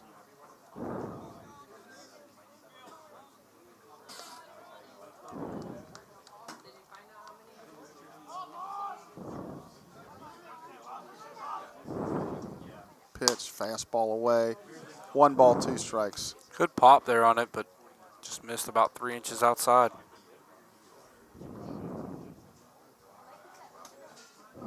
See if he goes back to the 1-2 breaking ball here. Stretch. Pitch. He does. Called strike 3.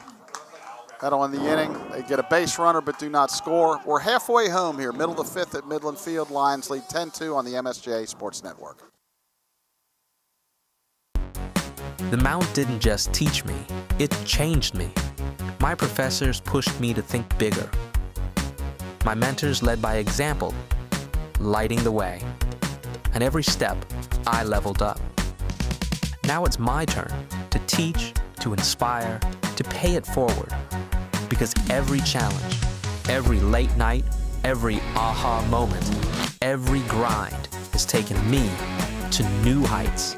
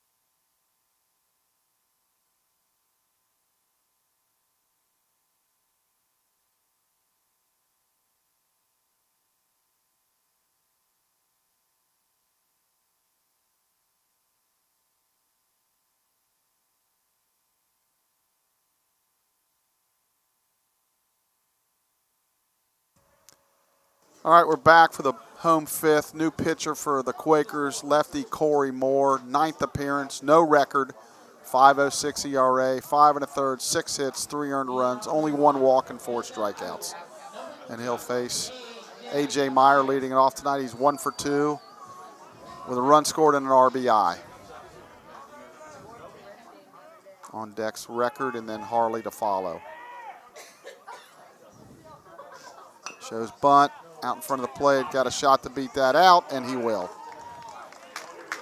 A.J. Meyer with a bunt single right out in front of the plate. It's just a weapon. Yeah, I mean, people struggle defending it when it's regular guys running. Yeah. A.J. runs at a level that's different than most. So now the Lions have 6 guys with 2 hits in the ball game. Will Record is one of them. He's 2 for 3 with a couple runs scored and a double. Pitch. That's up and out, ball 1, 1 ball, no strikes. And Moore tried to go to the slide step there. I don't know if that's his natural movement, but it looked like his foot got down way before his arm was ready to throw the baseball, making him miss high and arm side. That means he probably doesn't have a move to first base. There's the big leg kick. That's low and outside. 2 balls, no strikes. Again, I'm going to say, and this is for our lefty too, even though we don't have but just one, not a whole lot of lefties this year we've seen have had good moves, which as a coach I would be like driving home, like we got to get a better, at least somewhat of a move. Pitch. There's a called strike. 2 balls, 1 strike. I miss the old days of the Tom Glavine, Andy Pettit, where they bring it up and hang it. Yeah. Like, you can go to the high leg kick if you can hang it and then throw it over. 2 balls, 1 strike. Andy Pettit, there he goes. That's going to be a stolen base. Know where the ball is, AJ. And he's going to go to third, and he's going to go head first. So that'll be a stolen base and then a wild pitch to get him to third. And again, speed kills. Runner on third here with nobody out. 3 balls, 1 strike on Record.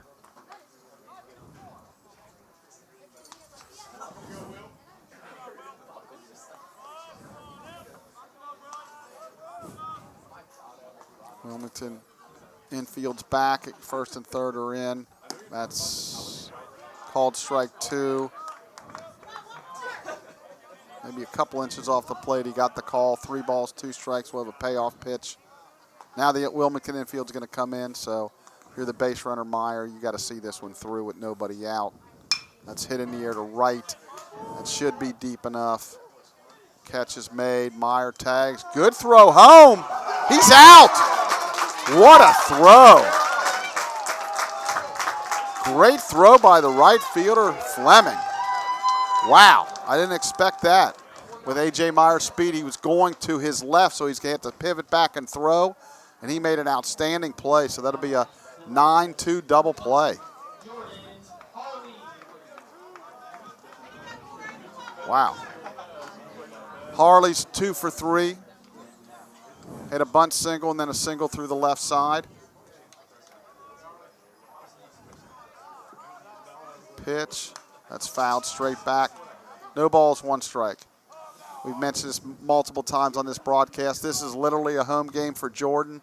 He went to high school less than a half a mile away from here at West Claremont, which is just right up the road here from Midland Field. Stretch. Lefty on lefty. Good pitch on the inside corner. No balls, 2 strikes. Really good pitch. Looks like they got a right-hander throwing down in the pen. Pitch. That's waved at and missed. They're going to have to complete the strikeout. They will. It'll go 2-3. Lions go out in the 5th. They lead 10-2 after 5 on the MSJ Sports Network.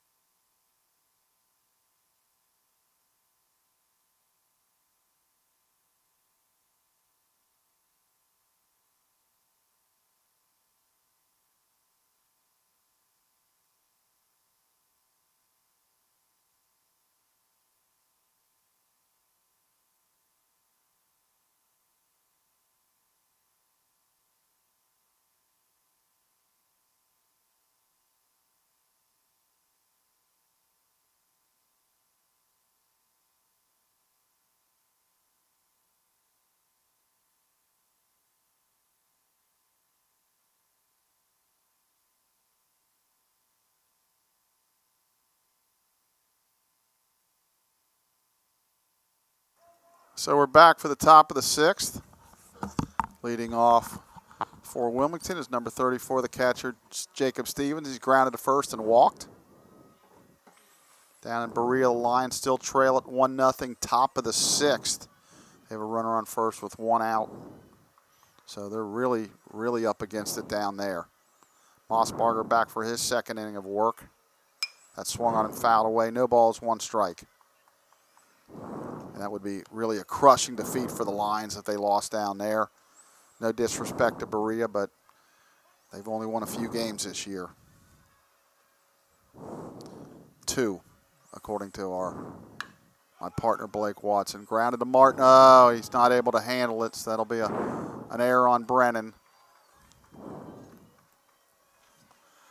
So he'll reach on the fielding error. That'll bring up Fleming. Fleming has walked and singled to right center.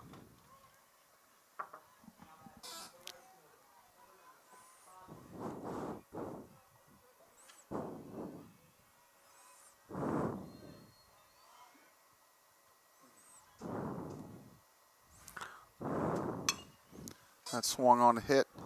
We didn't into right center field. The new center fielder, Jack Robinson, with a nice running catch out there as he replaced A.J. Meyer. That's the first out of the inning. That'll bring up Gildea. He's walked and been hit by the pitch.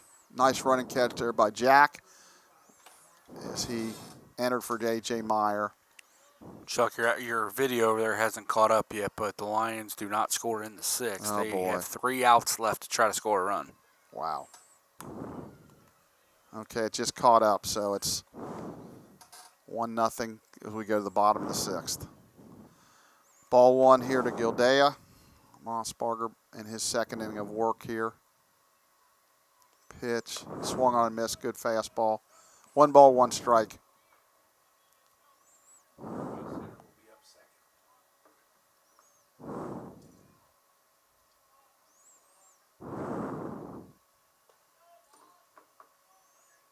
Pitch, that's rolled or hit into left center on a rolling curveball. So Gildea with his first hit of the game. Runners on first and second, 1 out. That'll bring up Hollingsworth, who's singled to the right side and fouled out to first. He's 1 for 2.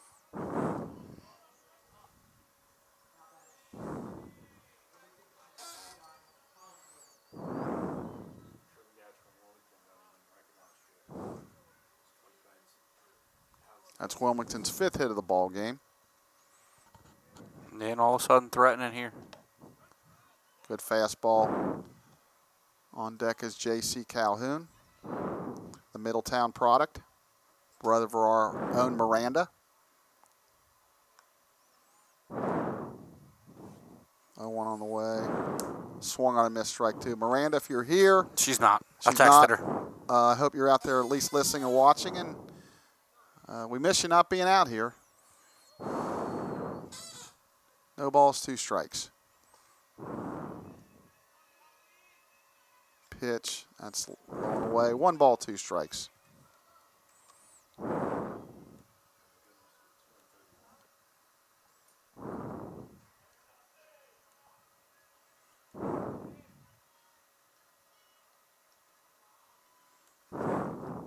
Runners take their lead. Stretch. Swung on a miss. Good fastball right there. So that's 2 outs.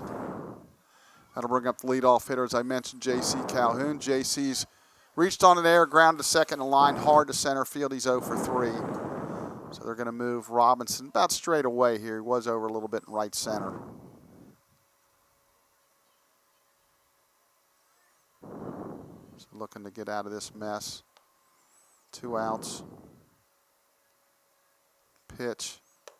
That stays high. 1 ball, no strikes.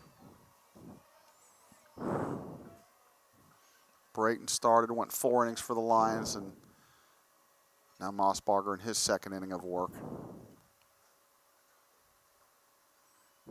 Pitch. Good curveball for a strike. 1 ball, 1 strike.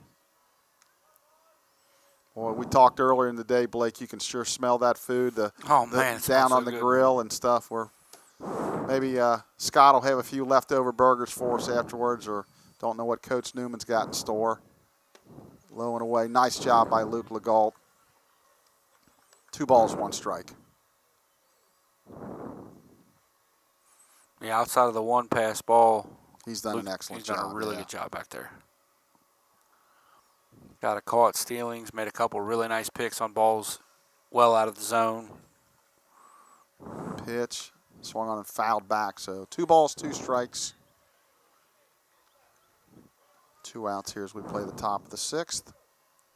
Lions trying to run their record to 15-21 overall with 3 games left in the season. You're allowed 40 in the regular season. Lions looks like they're going to get in 39, so that's pretty good. You try to get your 40. It doesn't always work out with weather. That's outside, so the count runs full. Runners will get an early jump. And if you obviously make a big postseason run, you can get into the 50s. Conference tournament, regionals, etc.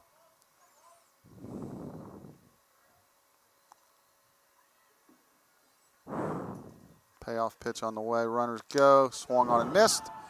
That ends the inning. So Wilmington threatens. They leave a couple, do not score. Middle of the 6th, Lions lead 10-2 on the MSJ Sports Network. In the real world, it hits you fast. What if that were my mom, my brother? What if it were me? You can learn the procedures, memorize the charts, but real care, the kind that sees the person, that takes something more. At Mount St. Joseph University, we teach the science of healing and the compassion that guides it. So when the moment comes, you're prepared to rise to new heights.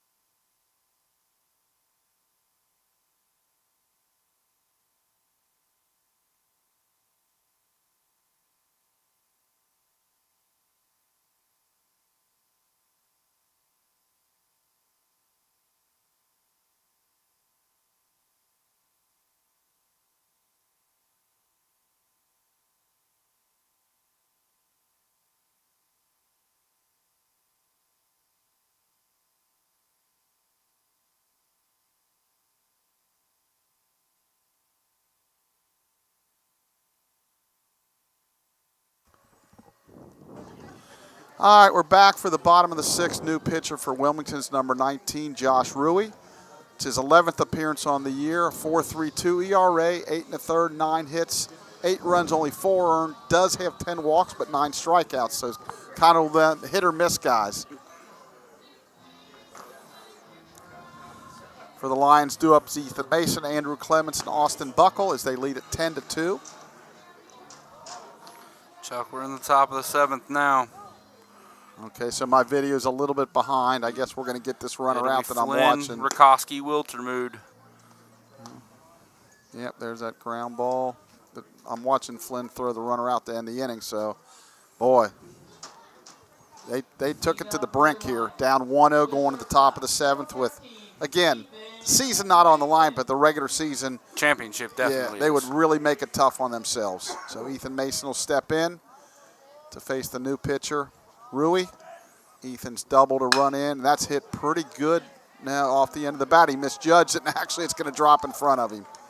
So the Lions continue to really kind of catch breaks here with some of it, some blue pits, and others just maybe some misjudged fly balls by Wilmington. So that sounded really good off the bat, but did. Ethan got it down off the end cap. We're going to have a runner at first. Ethan's done. So he goes 3 for 4, continues his hot hitting, and that is 20. Who is that? Nick? Richter. Okay, so that'll be Joel Richter is going to pinch run here for Ethan Mason. Andrew Clements will step in.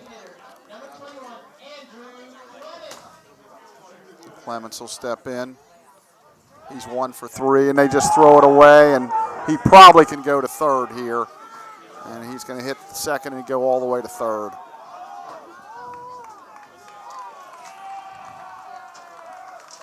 So that's Wilmington's 3rd error of the game.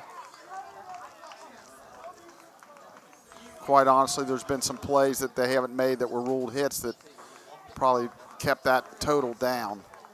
So now the Lions have a runner on third with nobody out. We'll see how they play the infield here. Corners, Yeah, it looks like like. corners coming in. Now, a little bit up and out. Actually, Gildea, the first baseman's going to play back. The third baseman, Depa, is in. So really anywhere but third or the mound, he can score. Nobody out. Pitch to Clements. It's up high. 2 balls, no strikes. Got a leadoff walk by Lena Flinchuk on a full count. Okay, that's big. Yep, I just saw it right there. You're a little bit ahead of me. Our best hitter, Shelby Rakoski, who could be Conference Player of the Year, is going to step in. Pitch. Good breaking ball for a called strike. 2 balls, 1 strike. That was a frisbee. That looked like an old Bronson Arroyo breaking ball where he'd throw the leg up real high and spin it from a different arm angle. That was nasty. It actually almost fooled the catcher. Yeah, frisbee. I call it wiffle ball, but you get the idea. 2 balls, 1 strike. Pitch. Did it again. This time it's down and away. 3 balls, 1 strike.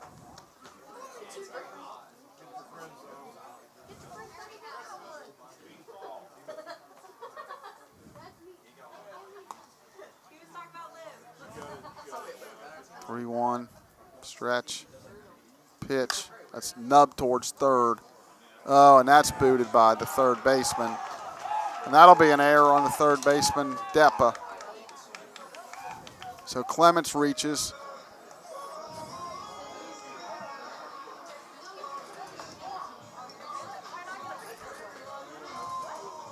So Buckle step in. He's grounded to second, grounded to third, but hit by the pitch. Shelby Rakoski with a base hit. Okay, again, you're a little bit ahead of me. First and second, nobody out. I would expect to see Avery Wiltermuth bunt him over then. So, yeah, I'm way behind you.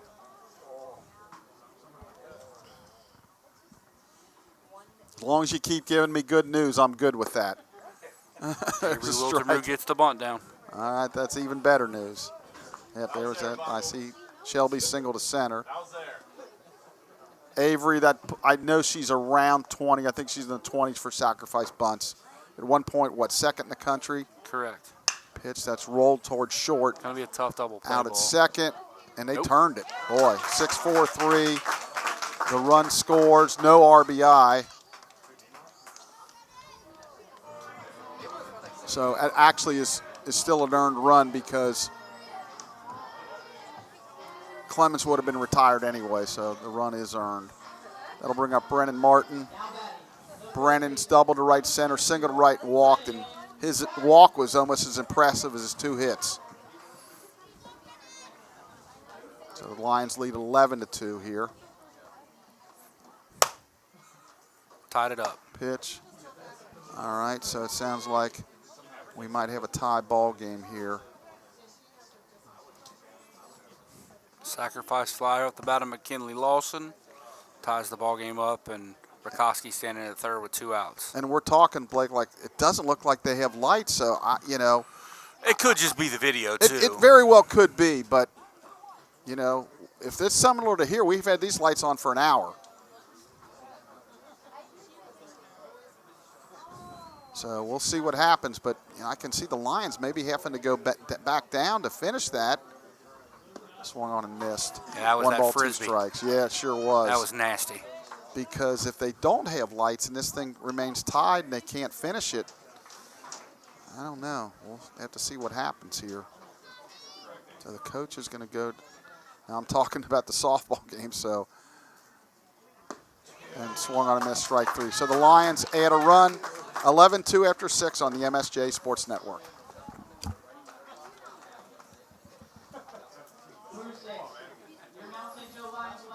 Do what?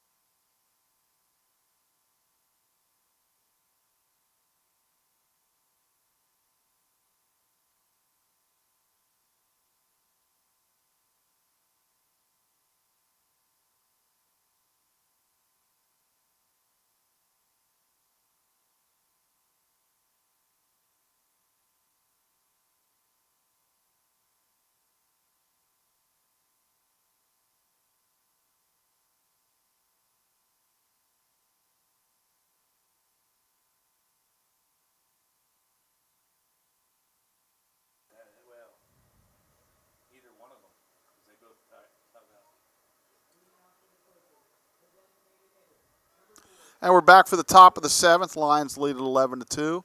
Totals: Wilmington 2-5-3. The Mount 11-14-2. Mossbarger still on the mound. Stepping in is Julian. He's lined to short, single to right, and grounded to second. He's 1 for 3. Austin Buckles moved from second to short, and Samano is now playing second base and hitting an Ethan Mason spot. There's a called strike. No balls, 1 strike. Chuck Mossbarger at about 36, 37 pitches right now. Been pretty good in his couple innings out there. Pitch that's fouled away. He's been excellent. He had just that one little lapse there where he walked the guy, but yeah, he's been really good. And we're to the point I thought maybe the Lions would sub a little bit more, but they haven't yet. So it maybe makes me think that there's maybe no run rule here, because if they hold them and score a run, it's over. So it looks like the Lions have taken the lead down there 2-1 in the top of the 7th there. A base hit from Molly Sharp. Yeah, that swung on and fouled away. So scores Rakoski. So that's big. I'm behind on the video, so I'm waiting to see the base hit. But I know it's good news, so I love that. I can wait for good news. 1 ball, 2 strikes here. Curve stays out. There's that base hit they just showed there. So the Lions take the lead 2-1. It's interesting. We did just see what looked like a rather lengthy challenge or review down there. Not sure what they were checking on. Probably one of the runners leaving early on the sacrifice fly. Now the Lions did come out positively in that review. But for Berea, you had nothing to lose challenging it. You're in the 7th inning. You still have your challenges. Absolutely. And now it looks like she's going to run for Molly down there. Full count here. That swung on, popped up. It's playable. Clow over. He's going to be in fair territory. He'll make the catch for out number 1.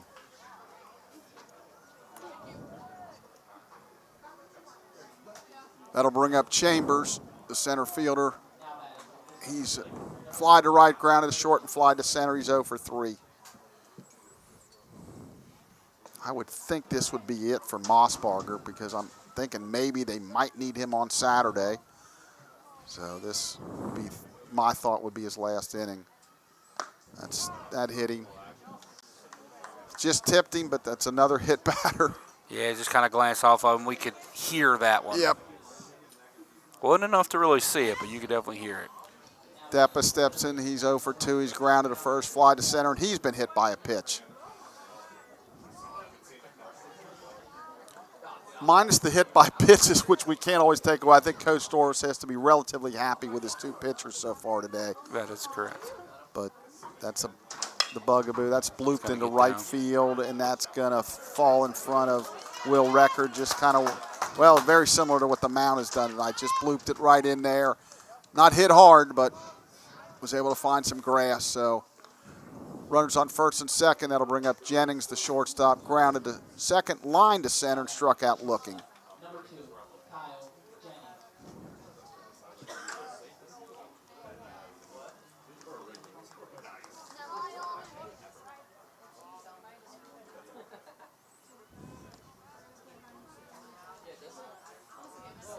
Pitch that swung on and popped foul. Martin chases, and he runs out of room.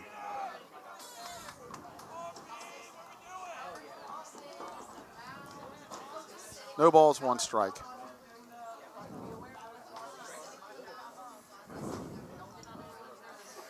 And now Kayla Bain RBI base hit lines up 3-1. Okay, that's, again, Blake continues to shovel me good news here, and I will take it. No balls, 1 strike. The best news is for Coach Gotterwist, though. Yeah, it really is. And she would not have been real thrilled. I'll be curious to talk to her tomorrow, though, about the no light situation, what may have happened. Again, it could just be the way the video looks. Maybe. At times you look at ours and it gets really dark, too. Yeah. Like I said, we've had our lights on here for an hour. That's more of a product of where we have to put the camera than the brightness of the actual field itself. No balls, 1 strike. Just missed away. 1-1. 1 ball, 1 strike.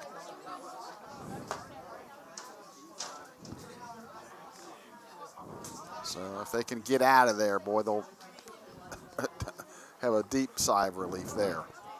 Yeah, I mean, it is a prototypical trap game, realistically. It was.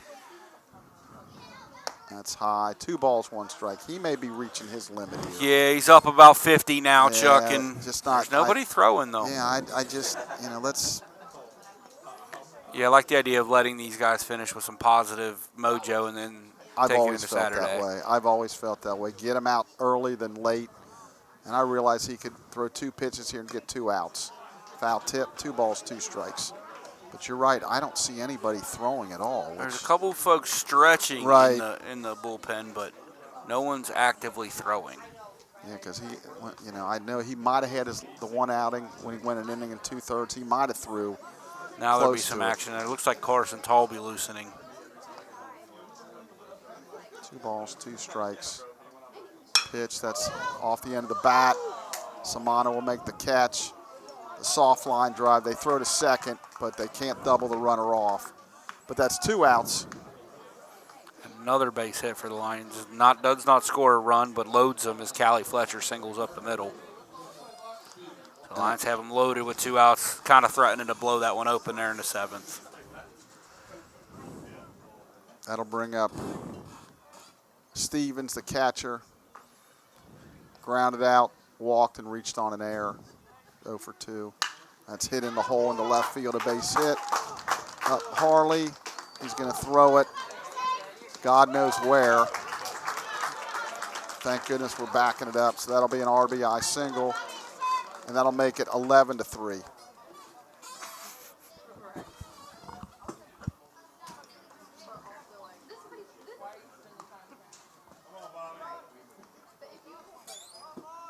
That'll bring up Fleming.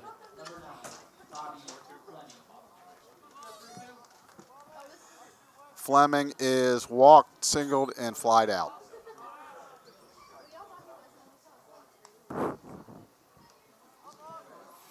Pitch. That stays outside, ball 1. 1 ball, no strikes. So as Blake mentioned, the Lions have scored 4 now. 3. 3. Yeah, okay. Fletcher single loads it up. Okay, and now Skylar's at the plate, at least what I got. Yeah. And there's 2 out, bases loaded. Skylar hit by a pitch, drives it running. Okay, so again, more good news. That's called strike at the knees. 1 ball, 1 strike. It looks like somebody waved their hat that somebody's ready, so I would assume this is his last I can't see hitter. who's throwing on the right mound. It was Talby on the left mound. Looks like it might be De Silva throwing on the right mound. Pitch that swung on and hit into right field. This should end the inning. Will Recker drifts over to his left. He makes the catch to end the inning. Wilmington scores a run. 7th inning stretch time here at Midland Field. Lions, Quakers 3 on the MSJ Sports Network.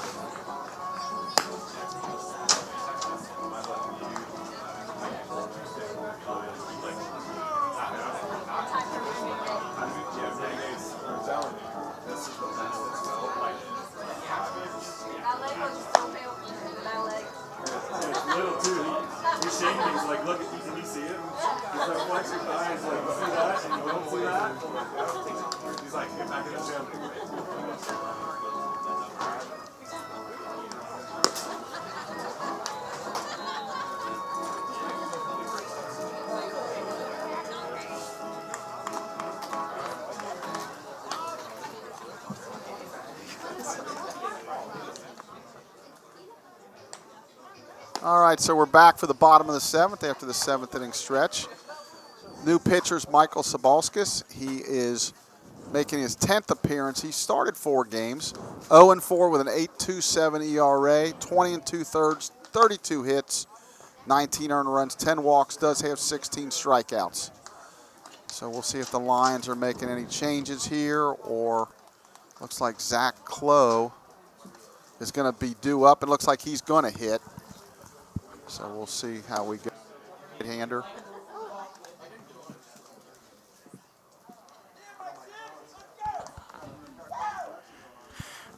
All right, Chuck, so the Lions are finished batting in the top of the 7th, so 3 outs away from continuing their chance at an HCAC regular season champion. Yeah, they're going to breathe a sigh of relief if they can get out of that one. The trip home will be a lot better than it might have been 30 minutes ago. So Zach Clough will lead it off. Zach is 2 for 3, couple base hits. And as dark as that video is, Chuck, the way they're not reacting, there's got to be some semblance of light down there. Yeah. You can kind of see a little bit of maybe little brightness bit, coming yeah, out of the top of the over screen. there, yeah. So maybe there is lights and it's just a dark screen. Could not be, dirty. but it's just, to me, I mean, it's 8:11, which, again, if it's a nice sunny day, you're fine. But little surprised they started at 4:30, not 3:30 or 4 with no lights. No balls, 1 strike.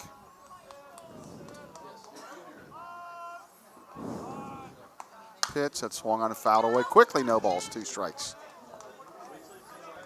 As I mentioned, Zach with a couple of base hits. Lions with an 11-3 lead. We should see a new Lion pitcher in the 8th. Yeah, there's Mossbarger did a nice job. a couple lines kind of still moving around down there, but it looks like it's going to be Zach Da Silva would be my guess. That's up and out. 1 ball, 2 strikes. Coach Doros is walking down to the bullpen right now.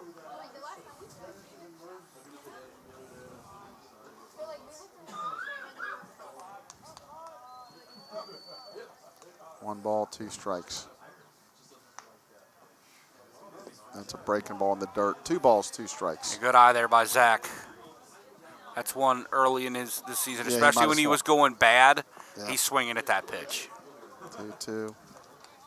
Is that open stance? Does a good job when he's going well, getting it closed though, Coach. He does. 2 balls, 2 strikes. That's swung on and lifted high in the air to center field. Camped under is the center fielder Chambers for out number 1.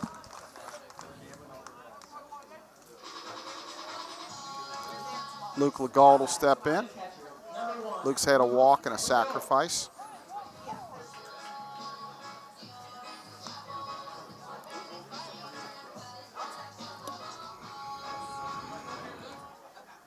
Looks like Claire Lopeman's still on the mound. Yeah, you like your chances with Claire out Yeah. there to finish this thing off.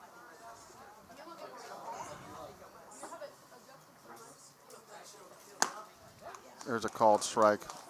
No balls, 1 strike.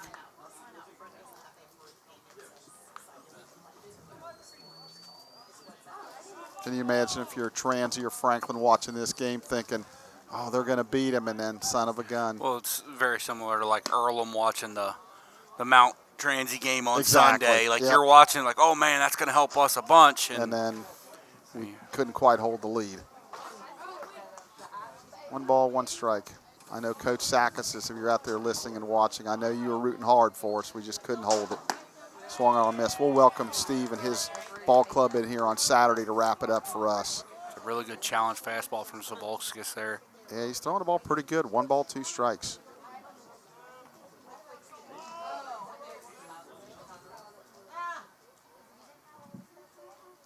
Pitch.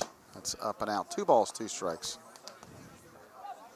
Like you said, Luke, other than that 1 pass ball, threw a guy out. He's really done an excellent job behind the plate.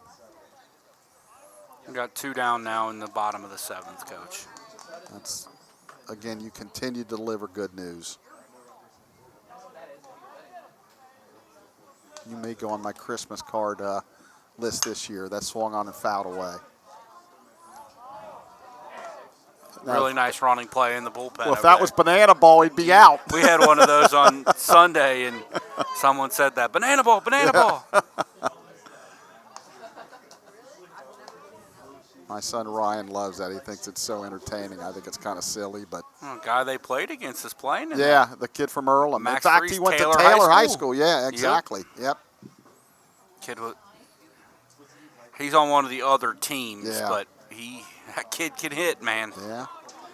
2 balls, 2 strikes. Pitch that swung on and popped high.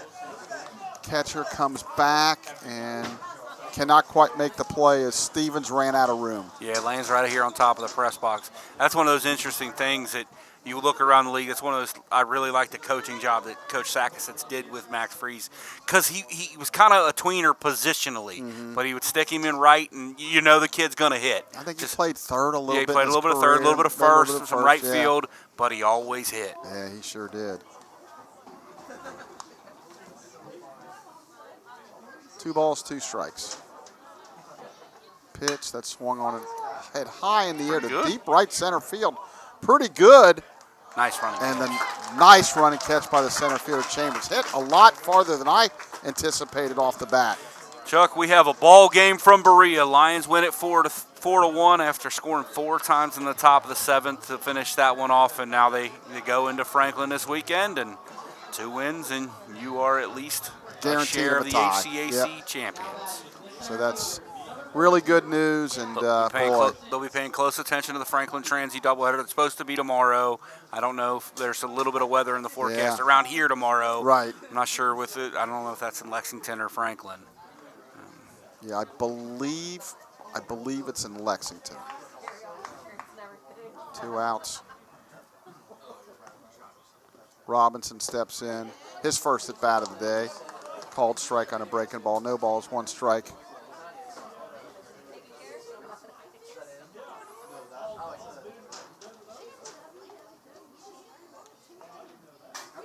Jack comes in hitting 256. Fastball away. 1 ball, 1 strike. Has a double. 6 runs batted in. Stole 1 base. Got some playing time. 39 at bats. That's outside. 2 balls, 1 strike. Just got to get a little more consistent with what he's doing right now, the bat. If he can find a way, because when he makes contact, he hits the ball hard. I remember in Florida a couple times I got there and actually I was just watching you run the broadcast and a couple balls came off his bat. I'm like, that's pretty You watch impressive. an MVP and the ball jumps off of his bat at times. Swings and misses a little too much.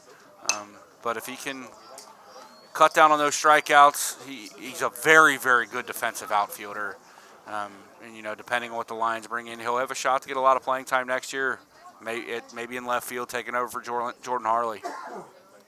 2 balls, 2 strikes, 2 outs. Yeah, it'll be interesting. I'm sure when this season's over, the Lions, you know, with their incoming recruiting class and their hopefuls, a couple transfers are trying to get, that they'll start mapping things out for the 2027 season. Transfers make such a difference now at this level. You're seeing it with Earlham. They've got a couple guys that transferred in, and they're big parts of that team, because there's no secret in the league that, you know, Earlham the last couple of years not making the conference tournament is a real surprise to people. Yep. And I know it's a surprise to Coach Sack, who as we've talked about a bunch, does a great job. But them transfers, man, they can instant impact guys. And swung on a missed strike 3. So 3 up, 3 down. We're through 7 complete here at Midland. 11-3 Lions on the MSJ Sports Network.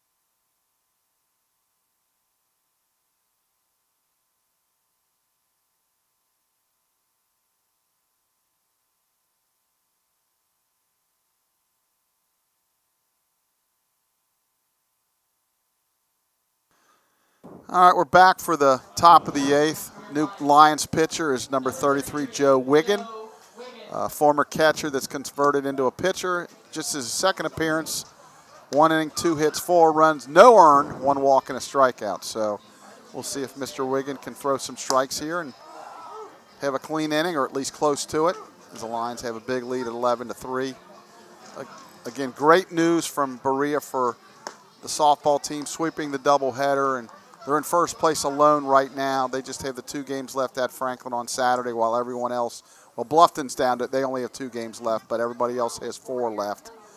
So we'll see how that plays out. They're definitely going to be in Kokomo, and really good chance to be at least a 1 or 2 seed.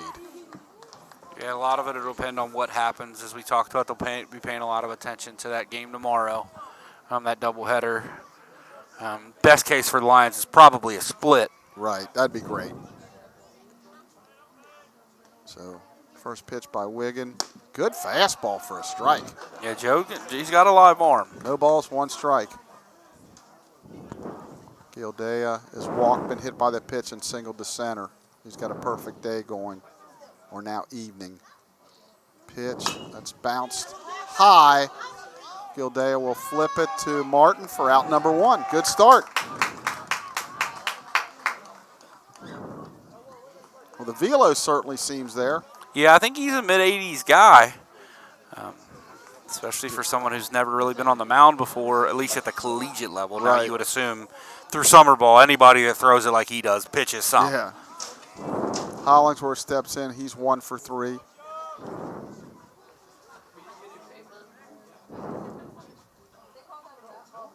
That's bounced foul. No, they didn't call it foul. Pick it up, Luke, and throw him out. Don't pat your glove. Wow, they got him. I think that was a foul ball, Chuck. Yeah, nope. They're going to argue it here a little bit. Now they're going to ask for time here. That's why I thought it was foul. But, boy, Luke comes out and pats his glove, and you got to get rid of it. He's got a good arm, but yeah, it ain't good enough to wait that long. And their guy went head. I actually think he was safe, too. Yeah, well, the guy went head first. That's going to slow you down. And in the words of my good friend Chuck Murray, belly whopped. Yeah, they're going to say out. So maybe the Lions catch a break. I couldn't tell for sure. I thought it was foul, but I'm somewhat guessing. So that'll bring up J.C. Calhoun. He's 0 for 4, reached on an error. The good thing is that's a tough call for Wilmington, but it's not really a close game. So I don't. Again, you want to get all the calls right. Correct. And I'm not certain. Yeah, I'm not either. It could have been. Could have just been a weird spin off the bat right there at the plate. Curveball. Ooh, called strike. Thought that might have been a little bit high. No balls, 1 strike.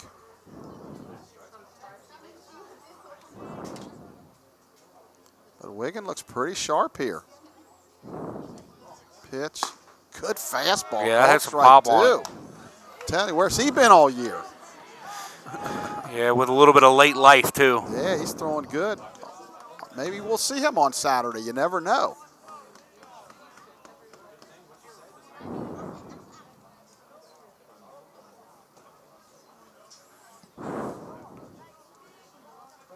No balls, 2 strikes. And Chuck, Lions softball moves to 26-10 overall, 13-3 in the league. Yeah, that's pretty good. Well, there's a running fastball inside. That's one of the first fastballs we've seen inside all night. Move him off the plate a little bit there and see if we can get him away here. There was a timeout called. I don't know if that pitch counted or not, Chuck. First base umpire called time. I don't know. I think he did, but he definitely had his hands up and called time. Pitch. It's low and away. 2 balls, 2 strikes. Let's see if the home plate umpire, Kurt, puts up. Usually we'll put up, but if the scoreboard was wrong, I think he'd be kind of waving at us or something. So we'll just go with 2 balls, 2 strikes. Pitch. Curveball just slap foul over the Wilmington bullpen. That was a good one. It was a good one. So, again, very impressive in just his couple batters so far. So every time I think of the count being a little messed up, I think back to Kokomo last year. The count got lost on the field, and they looked up at the press box. And I yelled instantly, nice pitch. 1, 2, 3 inning for Joe. Middle of the 8th, Lions lead 11-3 on the MSJ Sports Network.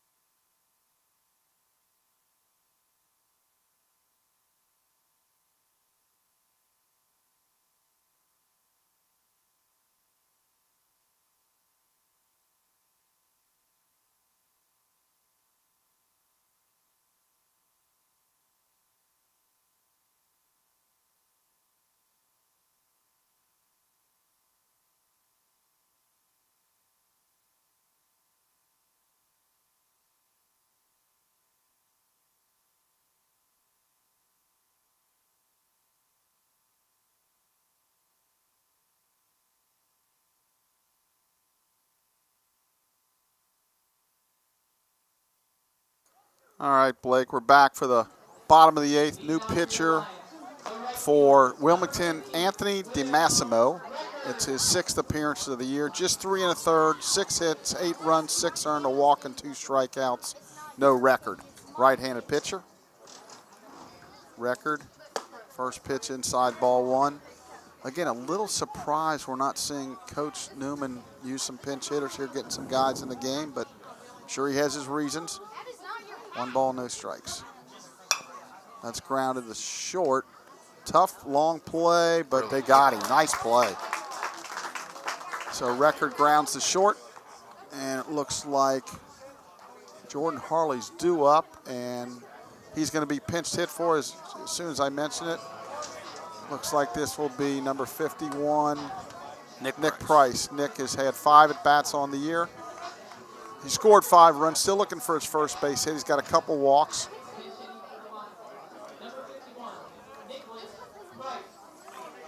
Yeah, Chuck, you kind of in a weird spot here.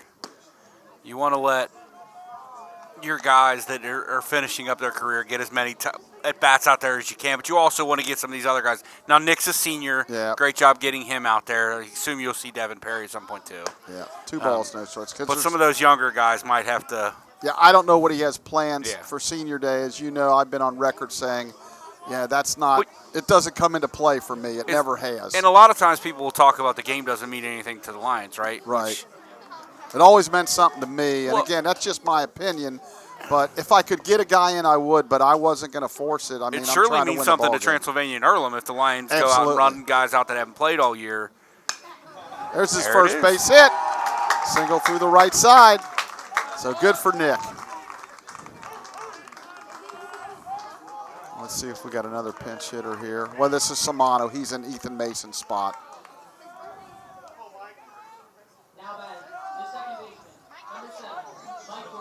Yeah, Devin Perry on deck. Again, if it's good to get these guys in at bat. Be curious to see who pitches the ninth if they send Wiggin back out there. I mean, I'd be surely tempted to. Yeah.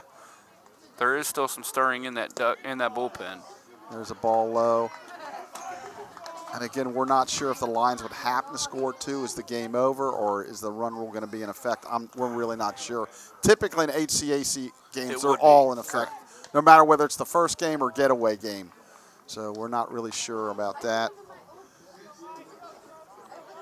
Samano, he's had 2 at-bats, scored a couple runs. Again, looking for his first base hit. Was hit by the pitch once. Runner goes, pitches a strike throw to second, and he's safe with a stolen base. So Price gets a stolen base. That's his 2nd on the year in 2 attempts. So he's a perfect 2 for 2. 1 ball, 1 strike.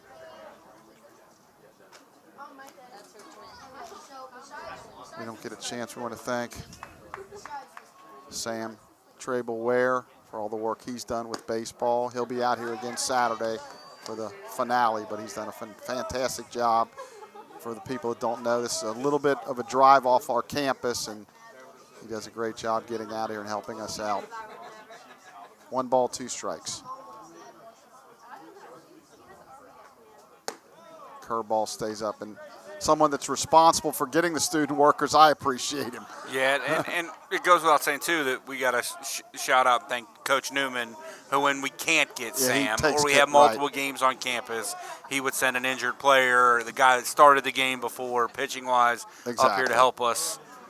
Snap throw to second, runner gets back. I couldn't agree more. He's really good about that. Yeah, we appreciate that, too. Because without those folks, one of us would be running the scoreboard and doing the PA and the music and stats. Well, Patrick typically does stats, but he was thrown into this at the last minute, and that's a ground ball right back to the mound. The speedy Samano was thrown out. Yeah, he's thrown out 1-3, and the runner will move up to 3rd. And as you mentioned, Devin Perry will pinch hit in the DH spot for Andrew Clements. Devin comes in hitting .211. He's 4 for 19, 4 runs, a couple of doubles. Does have a couple of RBIs. One walk. Devin, as we've talked about a lot, is a really good bat-to-ball guy. Yeah. Doesn't strike out much. Yeah, he's only had 3 strikeouts. Price with his leadoff third. Pitch, that's away, 1 ball, no strikes.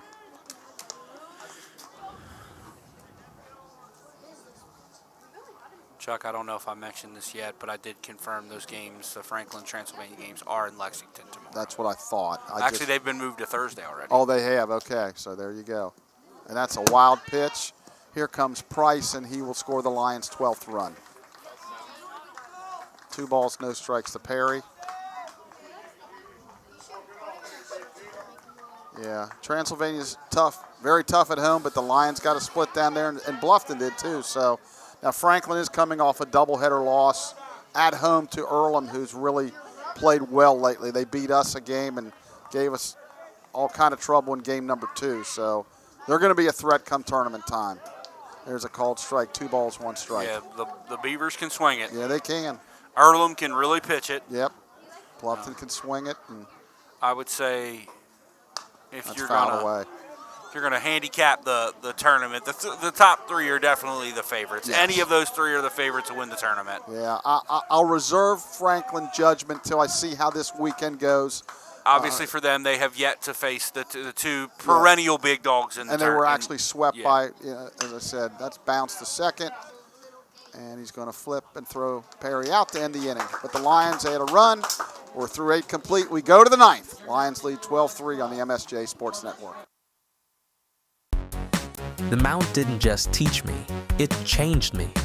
My professors pushed me to think bigger.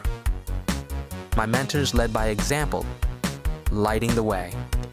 And every step, I leveled up. Now it's my turn to teach, to inspire, to pay it forward.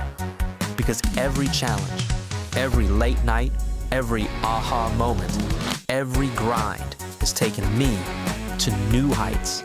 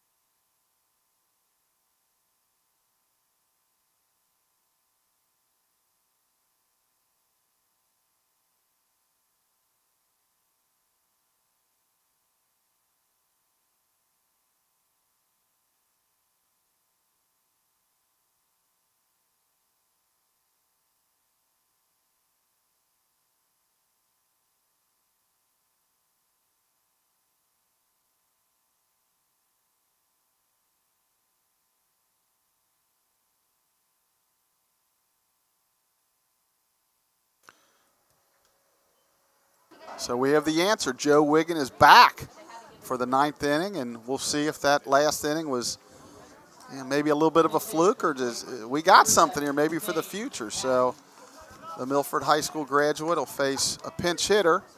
Number 7, Zane Matthews, is hitting .246 on the season with 4 doubles, 6 RBIs. Right-handed batter, right-handed pitcher.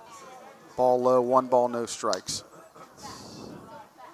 So the Lions look to record their 15th victory of the year against 21 defeats.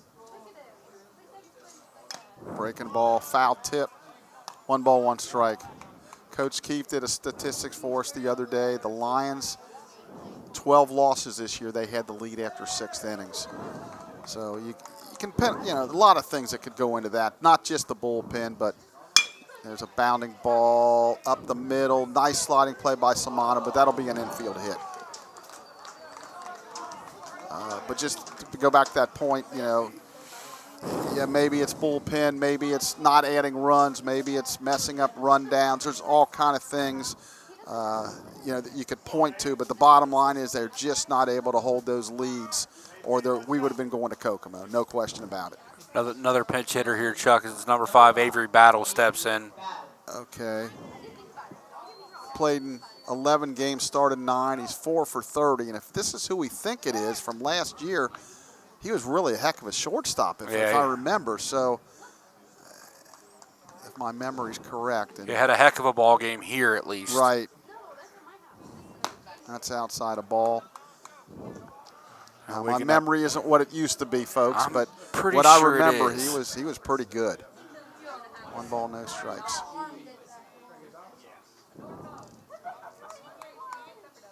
Swung on and missed. Good fastball. 1 ball, 1 strike. I'd like to see Braden Martin play on his hip here and take away that right side a little bit. I understand the Lions want to keep the double play in order, but he's throwing pretty hard, and you would hate to see him sneak one through the right side. That's a ball in the dirt. 2 balls, 1 strike. Good pick back there by Luke. Yeah, we would always tell the first, just play on their hip a little bit, kind of go in and out just so they can't steal it, but to take away some of that hole. 2 balls, 1 strike. Pitch, breaking ball away, 3-1. Yeah, first time Joe's had to deal with any kind of traffic. First time out of the stretch. Yep. Looks to be a little uncomfortable. Well, he's always out of the stretch, but with a runner runner on, sure. Going to the slide step, can't pick the leg up as much. 3-1, pitch, and he lost him, ball 4. So, yeah, maybe 1 inning was his, that might have been a good opportunity to get him out of there with a good success rate there. But that'll bring up number 8, and this looks like this is a pinch hitter also. No, this is Deppa. This is still Deppa. He was in the lineup. He's grounded to first, fly to center, been hit by the pitch and singled to right. So at this point, the Lions just looking for an out. You don't want to get caught up in trying to worry about the runners too much. Now he steps back. That'll be his first disengagement. Right. You don't even need to look at the runner. Just get the batter. Pitch. That's swung on, that's foul down the left field line. That'll go out of play. No balls, 1 strike. Failed to mention Mr. Scott Lawson in here tonight with us, hanging out, watching the ball game. He coaches in the summer league. Some of the guys from Wilmington are on his club. A couple Mount guys also. No balls, 1 strike. That's high, ball 1, 1 ball, 1 strike. And then all of a sudden, Wiggins struggling a little bit with that release point, Chuck. Yeah, 1 ball, 1 strike here. You don't want to let things get too interesting. Not that you got to worry about a 9-run deficit, but you don't want him out there to really end up struggling. He had a good, clean inning, and you don't want him to have to struggle. There's a called strike. 1 ball, 2 strikes. Lions do have a little bit of stirring in the bullpen. Nobody's cranking it up in a hurry, but they got people ready in case this does start to spiral a little bit on Joe.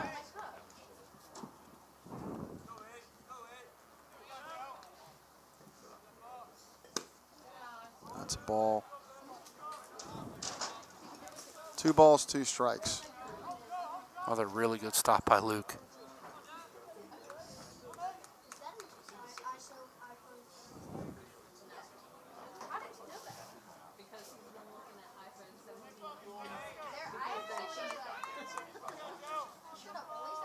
Pitch. That's fouled away.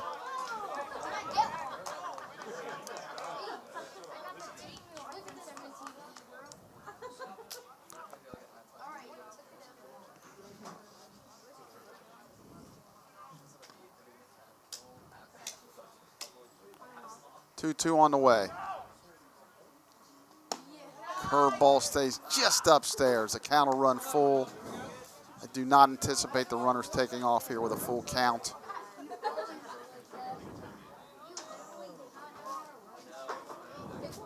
Stretch. Brandon Martin really deep at first is where he should be. He threw a 3-2 curve that missed by a lot. So it's the bases are loaded. I would like to see them make a move here. He had a really good inning, and you just don't want him to end up imploding, giving up 3 or 4 runs. That'll bring up Jennings. Jennings is 0 for 4. Grounded to second, line to center, struck out looking, and lined out to second again. Stretch. Pitch. It's away, ball 1. 1 ball, no strikes.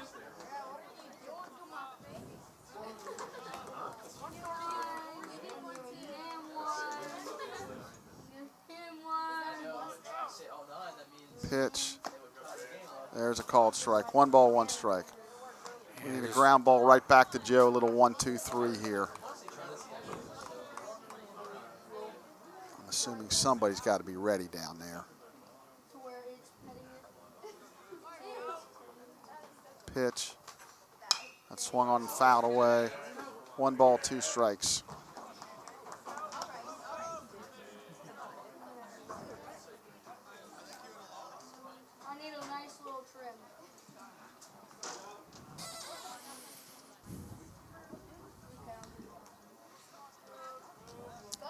Set. Checks the runners. 1, 2. Fastball rolled to Clow it. It goes to second. Return not in time. So they do get the lead runner. That'll be a fielder's choice RBI. That'll make the score 12-4. But they do get the out, the much needed out. Now the double play still in order. That'll bring up number 34, Jacob Stevens. He's 1 for 3 and a walk. Now just a pitch away from ending it. Yeah, let's get another ground ball here.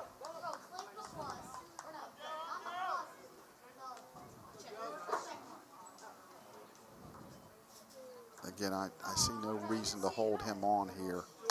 That swung on and fouled back, fisted back foul. No balls, 1 strike. Really good fastball in on the hands there.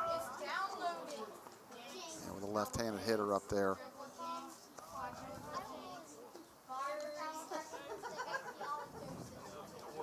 Flo with a nice play on that slow roller there. Yeah, I didn't think he'd have time to get the runner at second. Yeah. I thought he was going to have to try to get the out at first. I agree with you. Curveball stays up. And since this is Joe's kind of first year of pitching and stuff, hopefully get his feet wet a little bit here, work hard in the off season, and maybe come back and be somebody that the guys can count on. And this is something you see with a guy who hasn't pitched very much, especially. Yeah, he just balked. Yeah. Okay, so that'll make the score 12-5. Again, inexperience on the mound. Yeah, and it kind of reiterated my point. Somebody doesn't have a ton of experience on the mound. One of the things you see a lot is kind of that losing that release point. And that's what's happened. So now we're going to take a trip to the mound here. So we'll step away on the MSJ Sports Network.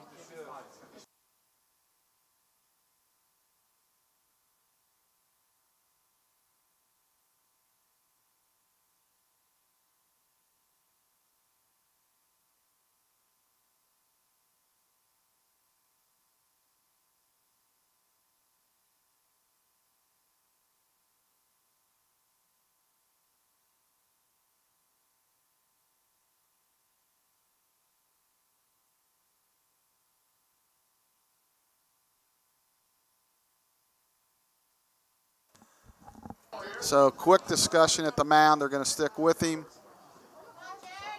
Counts 1 ball, 1 strike.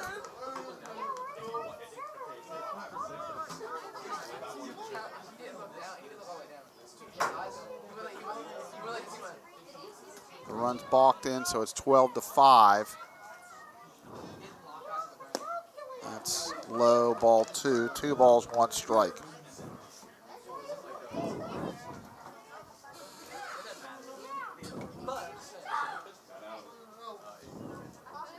Long look in. 2 balls, 1 strike. Pitch. Didn't mean to. He'll just take the out and throw to Martin. That'll go 1-3 for the second out. Smart play. Didn't even look at second. No reason to. Now the runner did hold, but there was no reason to. 2 outs. That'll bring up Bobby Fleming. He's walked, single to right center, flied out.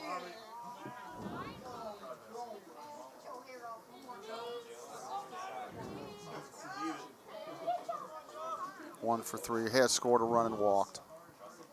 So Wilmington down to their last out. Pitch. Good curveball for a strike. No balls, 1 strike. The breaking ball's got good bite on it.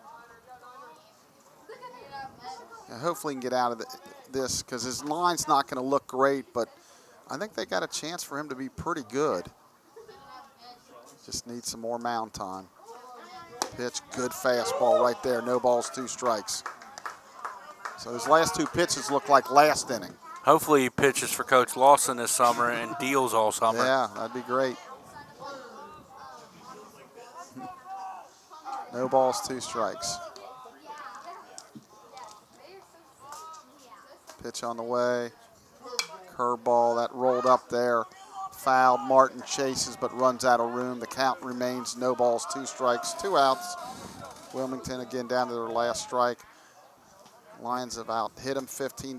They have outscored them 12-5 here. Second last home date of the season. We'll wrap it up on Saturday at 1 o'clock. Doubleheader against Earlham, which will be very big games for Earlham.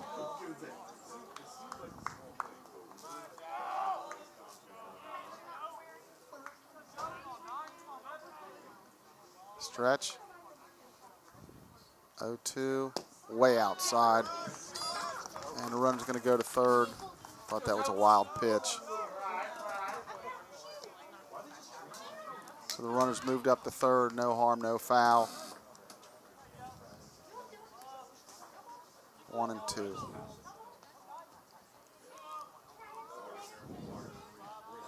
Yeah, the $1,000,000 question for Coach Godderwist tomorrow was like, what was going to happen if that went extra innings or they couldn't play? Like I said, I'm starting to think the stream was misleading because you might be right. They were not reacting in a way like they were in a hurry to try to get it in. They clearly were not in a hurry. And I can imagine Coach would have been that way had there not been any sort of lights. So you may be right. But even if they had another half hour, what if it would have went extra innings and carried on and on and on? There's just low, ball 3. We'll have a payoff pitch.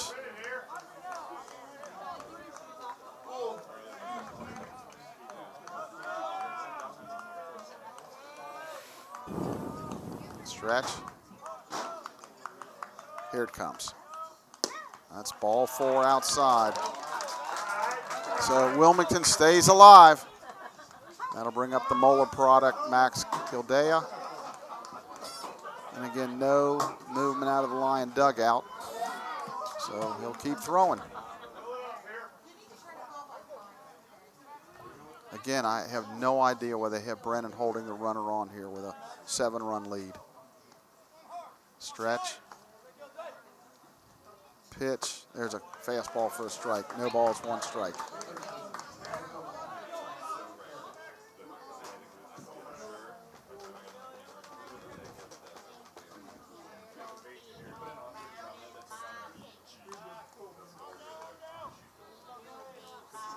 Pitch. That's bounce foul. So Wilmington down to their last strike again.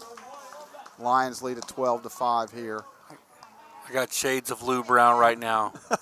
Give him the heater. Just throw the fastball. Yeah. Just if he hits it 400 feet, you put your head down, you shake it, keep moving. Just throw right over the middle of the plate, see what Max can do with it. Here comes the 0-2.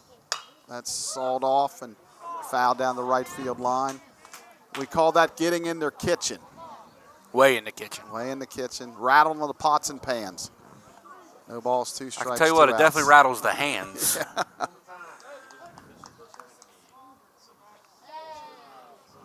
Looks in for the sign.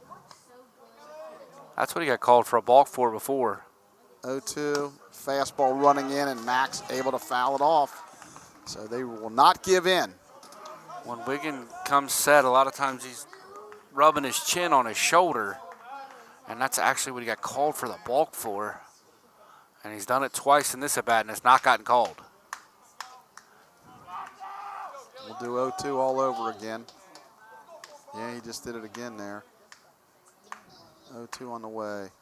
Way outside, 1 ball, 2 strikes. Yeah, Gilday putting up a fight here. Continues to go with that fastball, and he's spitting on ones out of the zone and fouling ones off that are tough and on his hands. Nobody's throwing, so No, either somebody's ready or he's out there for the duration. That's strike 3 called. May have been an inch or 2 outside, but the Lions get the call. They win this one 12-5. Totals 12 runs, 15 hits, 2 errors, 5, 8, and 3 for Wilmington. Time of the game would be 2 hours and 53 minutes. And the Lions run their record to 15-21. Wilmington drops to 5-30. Blake, any final thoughts? No, just a solid performance tonight from the Lions. Pitched it well, did enough with the bats. Obviously, not a ton of hard contact, but they did find a way to get some hits with guys in scoring position and push balls through holes. Hopefully, you look at Joe Wiggins and maybe he can be a guy for you next year, because at this point, that's what you're kind of pushing for. You want to win the rest of the way out. Absolutely. Play spoilers to Earlham on Saturday. But overall, solid performance, and you can see that the Lions, despite basically being out of it, didn't give up on the season. So that's a really good sign. Shows good senior leadership, good leadership out of Coach Newman. Yeah, good sign. Lions win at 12-5. We'll be back Saturday about 12:50 airtime, 1 o'clock game time. For Blake Watson, this is Chuck Murray from Midland Field saying so long, everybody.